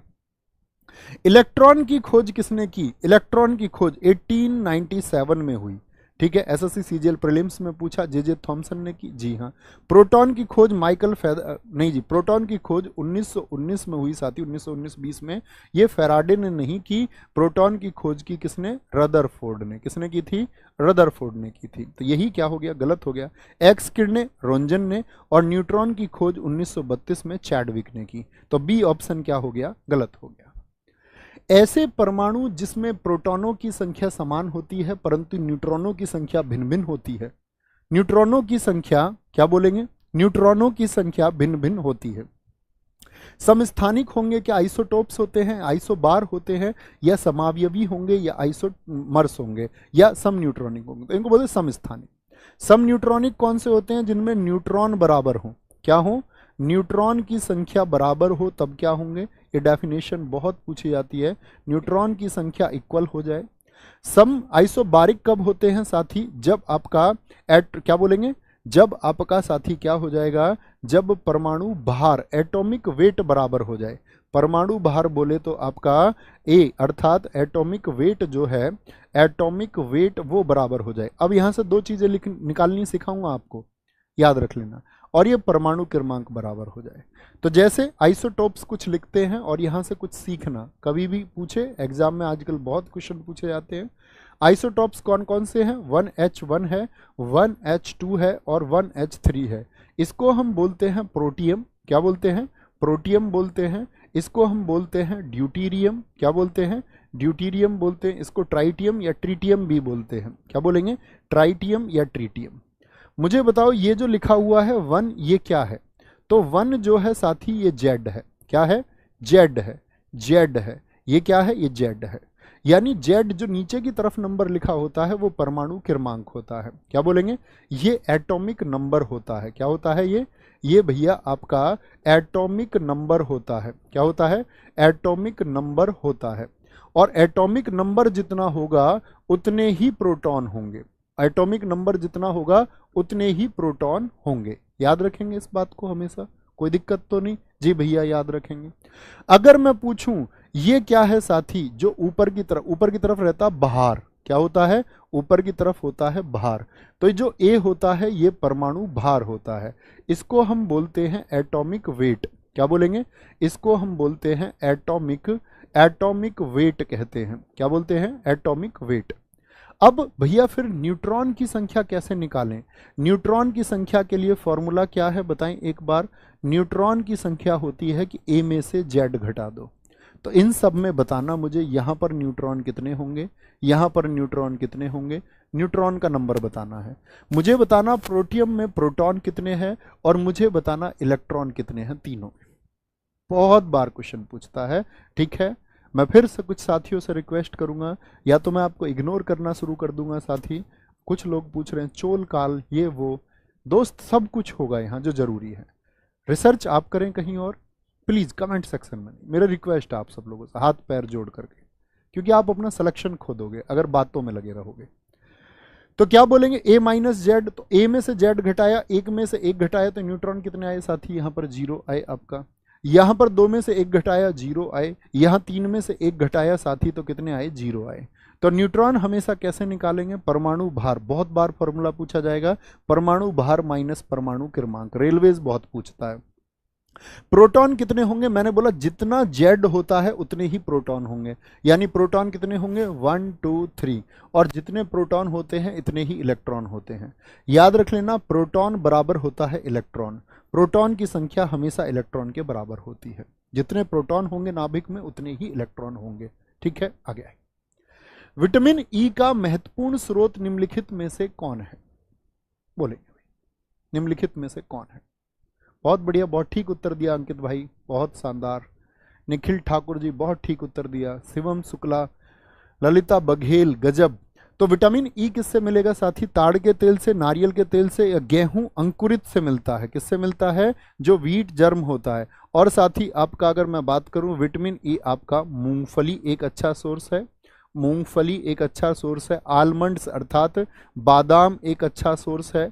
सूरजमुखी यानी कि सनफ्लावर ये अच्छा सोर्स है आपका। और साथ ही आपका मक्का। मैंने आपको बताया था स्टेरिलिटी किसकी वजह से आएगी, बांझपन किसकी वजह से आता है? विटामिन ई की वजह से ही आता है। तो वो इसके सोर्सेज हैं जो हमको ग्रहण करने चाहिए। दूध, चीज व अंडे निम्न में से किन विटामिन के सोर्सेज हैं? दूध, अंडे और साथ ही चीज बोलते हैं किसको? आपका पनीर को। किसको? पनीर को। कभी खाने की चीज समझ लो। बी और सी होगा आपका साथी, ए और सी होगा, सी और डी होगा, या ए और डी होगा। तो दूध क्या बोलते हैं? दूध से हड्डी मजबूत होती है, तो डी वाला हो गया एक। तो आपका एक अंडे आपका ए हो गया। तो अगर मैं आपसे पूछूं विटामिन ए के सोर्सेज भैया क्या है? गाजर, पालक, पपीता है। कैरेट हो गया, क्या बोलेंगे आपका? स्पिनिक हो गया यानी कि पालक हो गया। पपीता हो गया आपका, पपीता हो गया। विटामिन डी के सोर्सेज में आपसे बोलूं तो भैया धूप है आपका, मशरूम है, मशरूम जिसकी सब्जी बनती है, मछली, फिश किसका सोर्स है? विटामिन डी का है। ठीक है। और आपका साथी विटामिन सी के सोर्सेज आप बताएं। तो जो खट्टे फल हैं, क्या बोलेंगे? खट्टे फल, जो सिट्रस फूड है, सिट्रस फूड है। जैसे कोरोना में जिन्होंने वैक्सीन से जो लोग बच गए और सिट्रस फूड खाते रहे उनको कोई दिक्कत नहीं हुई। तो खट्टे फल किसका सोर्स है? वो विटामिन सी का है। क्या बोलेंगे? विटामिन सी का है। आगे आएंगे। एक पदार्थ जो नवजात शिशु के कल्याण के लिए बहुत मूल्यवान है। कैसे? किसके लिए? जिस बच्चे का भी जन्म हुआ है और जन्म के बाद पहले दिनों में, मतलब शुरुआती दिनों में जब स्तनपान एक माँ कराती है, जैसे हम सब ने किया है, हम सब ने अपनी माँ का दूध पिया है और माँ के दूध में उपस्थित रहता है, पर उसके बाद नहीं। यह पदार्थ कौन सा है? यह पदार्थ कौन सा है? बोलेंगे कैल्शियम होगा, केसीन होगा, या फिर आपका साथी कोलेस्ट्रॉल होगा, या फिर कोलेस्ट्रम होगा, या फिर आपका कोलेस्ट्रम होगा। क्या होगा सर बताएंगे जी? कोलेस्ट्रम हो जाएगा। कुछ साथी कह रहे हैं गुरुजी 33 में गलती हो गई है। 33 में क्या गलत हो गया साथी बताएंगे? ऐसे परमाणु जिनमें प्रोटॉनों की संख्या समान होती है परंतु न्यूट्रॉन अलग अलग होते हैं। प्रोटॉन अर्थात परमाणु क्रमांक समान स्थान पर जो रहेंगे, एकदम से ठीक है भाई। सम न्यूट्रॉनिक होंगे जिनकी न्यूट्रॉनों की संख्या समान होगी। ये पूछ रहा न्यूट्रॉनों की संख्या भिन्न भिन्न होगी, तो इसमें भिन्न भिन्न नहीं हुई क्या न्यूट्रॉनों की संख्या? 1h1 1h2 मैंने बताया नहीं, न्यूट्रॉनों की संख्या क्या हो गई? भिन्न भिन्न हो गई। यहाँ पर आपका साथी, अच्छा न्यूट्रॉन मैंने यहाँ पर एक गलती लिख दी, 000 लिख दिया। हाँ इसको शायद कह रहे, इसी को बोल रहे हैं ना, एक बार लिखना यस और नो। 2 में से 1 गया, ये यहाँ पर 1 आएगा। 3 में से 1 गया, यहाँ पर 2 आएगा। ठीक है। प्रोटॉनों की संख्या जो आएगी साथी वो हमारी प्रोटॉन की संख्या Z होती है, तो प्रोटॉन 1 1 1 होंगे। और इलेक्ट्रॉन भी कितने होते हैं साथी? जितने हमारे प्रोटॉन होते हैं। तो प्रोटॉन किस में होंगे? इतने, इसमें 1 होगा, इसमें 1 होगा, 1 होगा। ये पता नहीं, तो मैं तुमसे बात करने में रह गया ना, तो इसीलिए ध्यान की वजह से मैंने ऐसा लिखा। इसीलिए तो मैं बात नहीं करता तुमसे, इसीलिए तो मैं तुमसे कहा आज के बाद कोई बात नहीं करेंगे, कोई कुछ भी लिखेगा, कुछ बात नहीं करेंगे। ठीक है। भारत रत्न सम्मान पाने वाले 50वें शख्स कौन बने हैं बताएंगे जी? भारत रत्न पाने वाले 50वें शख्स, कर्पूरी ठाकुर, MS स्वामीनाथन, चौधरी चरण सिंह या लाल कृष्ण आडवाणी। तो 50वें सदस्य बने लाल कृष्ण आडवाणी। लोल कृष्ण नहीं, लाल कृष्ण आडवाणी। क्या बोलेंगे? ये 50वें बने भैया। चौधरी चरण सिंह जी, बाबा चौधरी चरण सिंह जी 52वें बने। MS स्वामीनाथन हरित क्रांति के जनक, ये 13वें बने। और साथ ही आपका कर्पूरी ठाकुर, ये आपका 49वें बने थे। कौन बने थे? 49वें बने थे। अच्छा प्रथम व्यक्ति कौन है भारत रत्न पाने वाले बताएं जरा? प्रथम व्यक्ति कौन है आपके? तो प्रथम व्यक्ति हैं भैया आपके, बोलेंगे प्रथम व्यक्ति फटाफट से, C राजगोपालाचारी। गांधी जी के समधी C राजगोपालाचारी थे। 1954 में शुरुआत हुई थी, 1954 में। तो 4 नाम तो ये हो गए अभी 2024 के। मुझे बताओ 2024 में कितने लोगों को भारत रत्न दिया गया? 2024 में कुल कितने लोगों को भारत रत्न दिया गया? तो 5 पर्सन ऐसे रहे जिसमें 4 विकल्प में लिखे हैं, और एक हैं आपके PV नरसिम्हा राव। इनको भी साथी 2024 में क्या मिला? PV नरसिम्हा राव। ये साथी आपका बने थे 51वें। क्या बोलेंगे? ये भैया 51वें बने। लाल कृष्ण आडवाणी जी की पुस्तक का नाम SSC के लिए बहुत इंपॉर्टेंट है। इनकी बुक का नाम है माई कंट्री माई लाइफ। क्या बोलेंगे? My country my life. क्या बोलेंगे? My country my life. कोई दिक्कत, कोई परेशानी? आगे आएंगे। नेक्स्ट है जी, हाल ही में किस राज्य सरकार ने स्वयं योजना लॉन्च की है? स्वयं योजना किस किस ने लॉन्च की है? उत्तर प्रदेश सरकार, राजस्थान, उड़ीसा या फिर पंजाब? तो पंजाब सरकार की योजना है साथी आपका स्वयं, जो किसके लिए है? रोजगार शिविर लगाए जाएंगे इसमें, यानी एम्प्लॉयमेंट बढ़ाने के लिए है।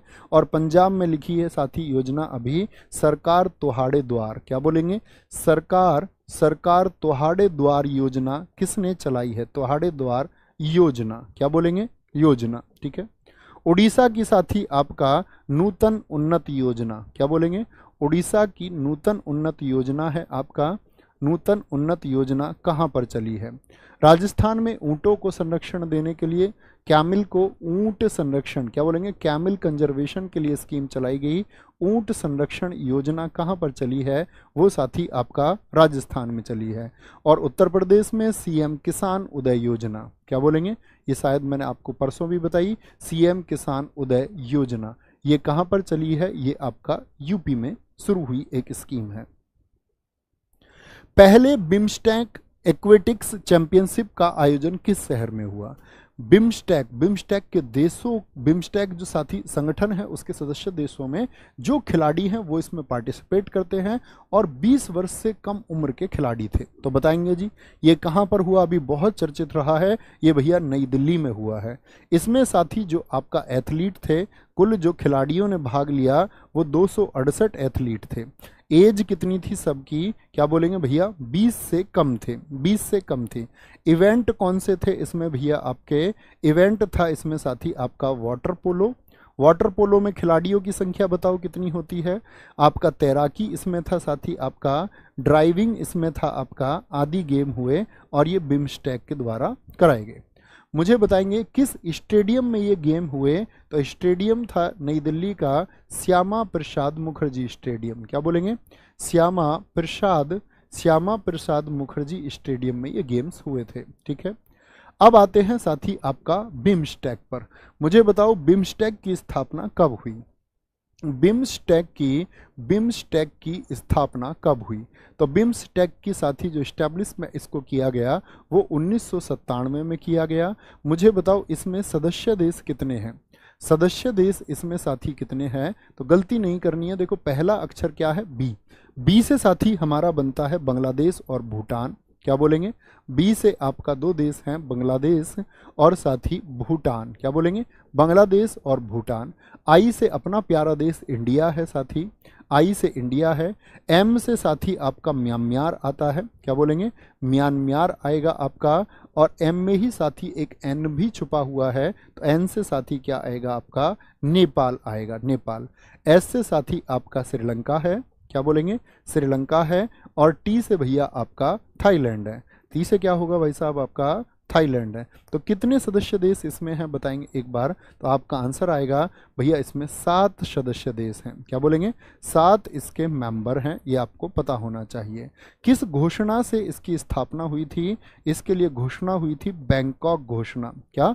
बैंकॉक घोषणा। ठीक है, और इसका साथी अगर मैं हेडक्वार्टर की बात करूं, बिम्स्टेक के हेडक्वार्टर की बात करूं, तो वो ढाका में है। ढाका बोले तो बांग्लादेश में है, ढाका बांग्लादेश में है। ढाका बांग्लादेश में क्या है? इसका हेडक्वार्टर है। बिम्स्टेक का पूरा नाम कितने साथी लिख सकते हैं? बिम्स्टेक, तो क्या बोलेंगे? बिम्स्टेक का पूरा नाम है बे ऑफ बंगाल, यानी बंगाल की खाड़ी के आसपास के देश इसमें शामिल है। बे ऑफ बंगाल इनिशिएटिव, इनिशिएटिव बोलते हैं साथी आपका पहल को। इनिशिएटिव फॉर मल्टी सेक्टोरल, यानी कि आपका बहुत सारे क्षेत्रों में मल्टी सेक्टोरल। ठीक है, टी से क्या होगा? टेक्निकल। क्या बोलेंगे? टेक्निकल एंड, मतलब कि आपका तकनीकी, और आपका टेक्निकल एंड इकोनॉमिक, यानी कि आर्थिक सहयोग के लिए। इकोनॉमिक कोऑपरेशन है, ये आपका कोऑपरेशन है आपका। ठीक है, ठीक है, कोऑपरेशन यानी सहयोग के लिए है, सहयोग के लिए। बंगाल की खाड़ी के जो आसपास के देश हैं उन सबका आपस में एक बना हुआ संगठन है। यूनिफाइड पेमेंट इंटरफेस यूपीआई स्वीकार करने वाला पहला यूरोपीय देश कौन सा बना है जिसने हमारा यूपीआई स्वीकार किया? जर्मनी, इटली, पुर्तगाल या फ्रांस? तो फ्रांस वो देश साथी बना है, याद रख लेंगे। यूपीआई, अब याद रख लेना 11 देशों में यूपीआई इस समय प्रचलित है, 11 देशों में यूपीआई है। और याद रख लेना यूपीआई साथी हमारा 2016 में बना। कब बना? यूपीआई 2016 में बना। लेकिन पूछे यूपीआई यूनिफाइड पेमेंट इंटरफेस 2.0 कब बना? वो 2018 में बना। यूपीआई का संचालन किसके द्वारा किया जाता है? इकोनॉमिक्स में आजकल एग्जाम में बहुत ज़्यादा क्वेश्चन पूछा जाता है। एनपीसीआई द्वारा इसका संचालन होता है। एनपीसीआई इसको कंट्रोल करता है। तो साथ ही एनपीसीआई का पूरा नाम क्या होगा? क्या बोलेंगे? ये एक नेशनल यानी कि एक राष्ट्रीय संस्था है जिसका नाम है national payment corporation of India. National payment corporation of India. ठीक है, जो एनपीसीआई की स्थापना हुई थी साथी, इसको इस्टेब्लिशमेंट इसका किया गया था 2008 में। और इसका साथी मैं आपसे पूछूं हेडक्वार्टर कहाँ पर है, तो आप कहेंगे एनपीसीआई का हेडक्वार्टर मुंबई में है। कहाँ पर है दोस्त? एनपीसीआई का हेडक्वार्टर मुंबई में है। क्या बोलेंगे? एनपीसीआई का हेडक्वार्टर मुंबई में है। ठीक है, आगे आएंगे। सर जीएस फाउंडेशन बैच लेके आओ। नहीं दोस्त, नहीं लेके आऊँगा, कोई फाउंडेशन बैच नहीं बेचना मुझे, ऐसे ही पढ़ाऊँगा यूट्यूब पे एग्जाम से पहले, प्रॉमिस टू यू। जाओ। भीम ऐप कब लॉन्च हुआ? क्या बोलेंगे? भीम ऐप कब लॉन्च हुआ? ये आपका आज का होमवर्क का क्वेश्चन है, होमवर्क का क्वेश्चन है। इसका आंसर आप लोगों को देना है और वहाँ की आवाज़ आनी चाहिए। भाई जब फ्री में चीज़ें मिल रही हैं, जीएस का बैच लॉन्च कर दो। पैसे खर्च करने में मज़ा आता है क्या तुमको? सब कुछ पढ़ा रखा है यूट्यूब पे। कितने बच्चे हैं जो सेलेक्ट हो रहे हैं आज, बिना बैच खरीदे सेलेक्ट हो रहे हैं। ठीक है, बैच उसको खरीदना होना चाहिए जिसकी तैयारी नहीं है, लेकिन आप एक बार एक बैच को पढ़ चुके हैं। अगर आपके बेसिक्स क्लियर हैं तो उसके बाद फिर प्रैक्टिस करो, मोर एंड मोर प्रैक्टिस। अभ्यास ज़्यादा करना है प्रश्नों का। आपको लोग बताएंगे ऐसे पढ़ा रहे हैं, वो ऐसे पढ़ा रहे हैं। आज एसएससी के कंटेंट के लिए जो चीज़ें चाहिए जीएस में वो मिसिंग है। 100 क्लासेस आप इतिहास की करेंगे, कोई मतलब नहीं है, 2 प्रश्न आने हैं। स्टैटिक जीके जिसके सबसे ज़्यादा क्वेश्चन आने हैं उसके वेरिएंट पे लोग पढ़ा नहीं रहे हैं, कुछ भी चल रहा है। तो या तो आप अपना समय खराब करें या किसी पे भरोसा करें कंटेंट देख के कि क्या होता है, और वह ऐसी हो कि हम अपने हौसले के बल पर अपनी प्रतिभा दिखा देंगे। ये जान तुम्हारे अंदर होनी चाहिए, ये दम तुम्हारे अंदर होना चाहिए कि हम अपने हौसले के बल पर अपनी प्रतिभा दिखा देंगे, भले कोई हमको मंच दे ना दे, हम अपने दम पर मंच बना लेंगे। तो ख्याल रखिए अपना बहुत सारा। बाय बाय, टेक केयर, जय हिंद, जय भारत। मिलते हैं कल। थैंक यू, नमस्ते, लव यू ऑल। और मैं यही मानता हूं और ये मानना है मेरा कि जिनके अंदर दम होगा वो सिलेक्शन ले लेंगे, बाकी भाई मैं नहीं जानता। थैंक यू, नमस्ते।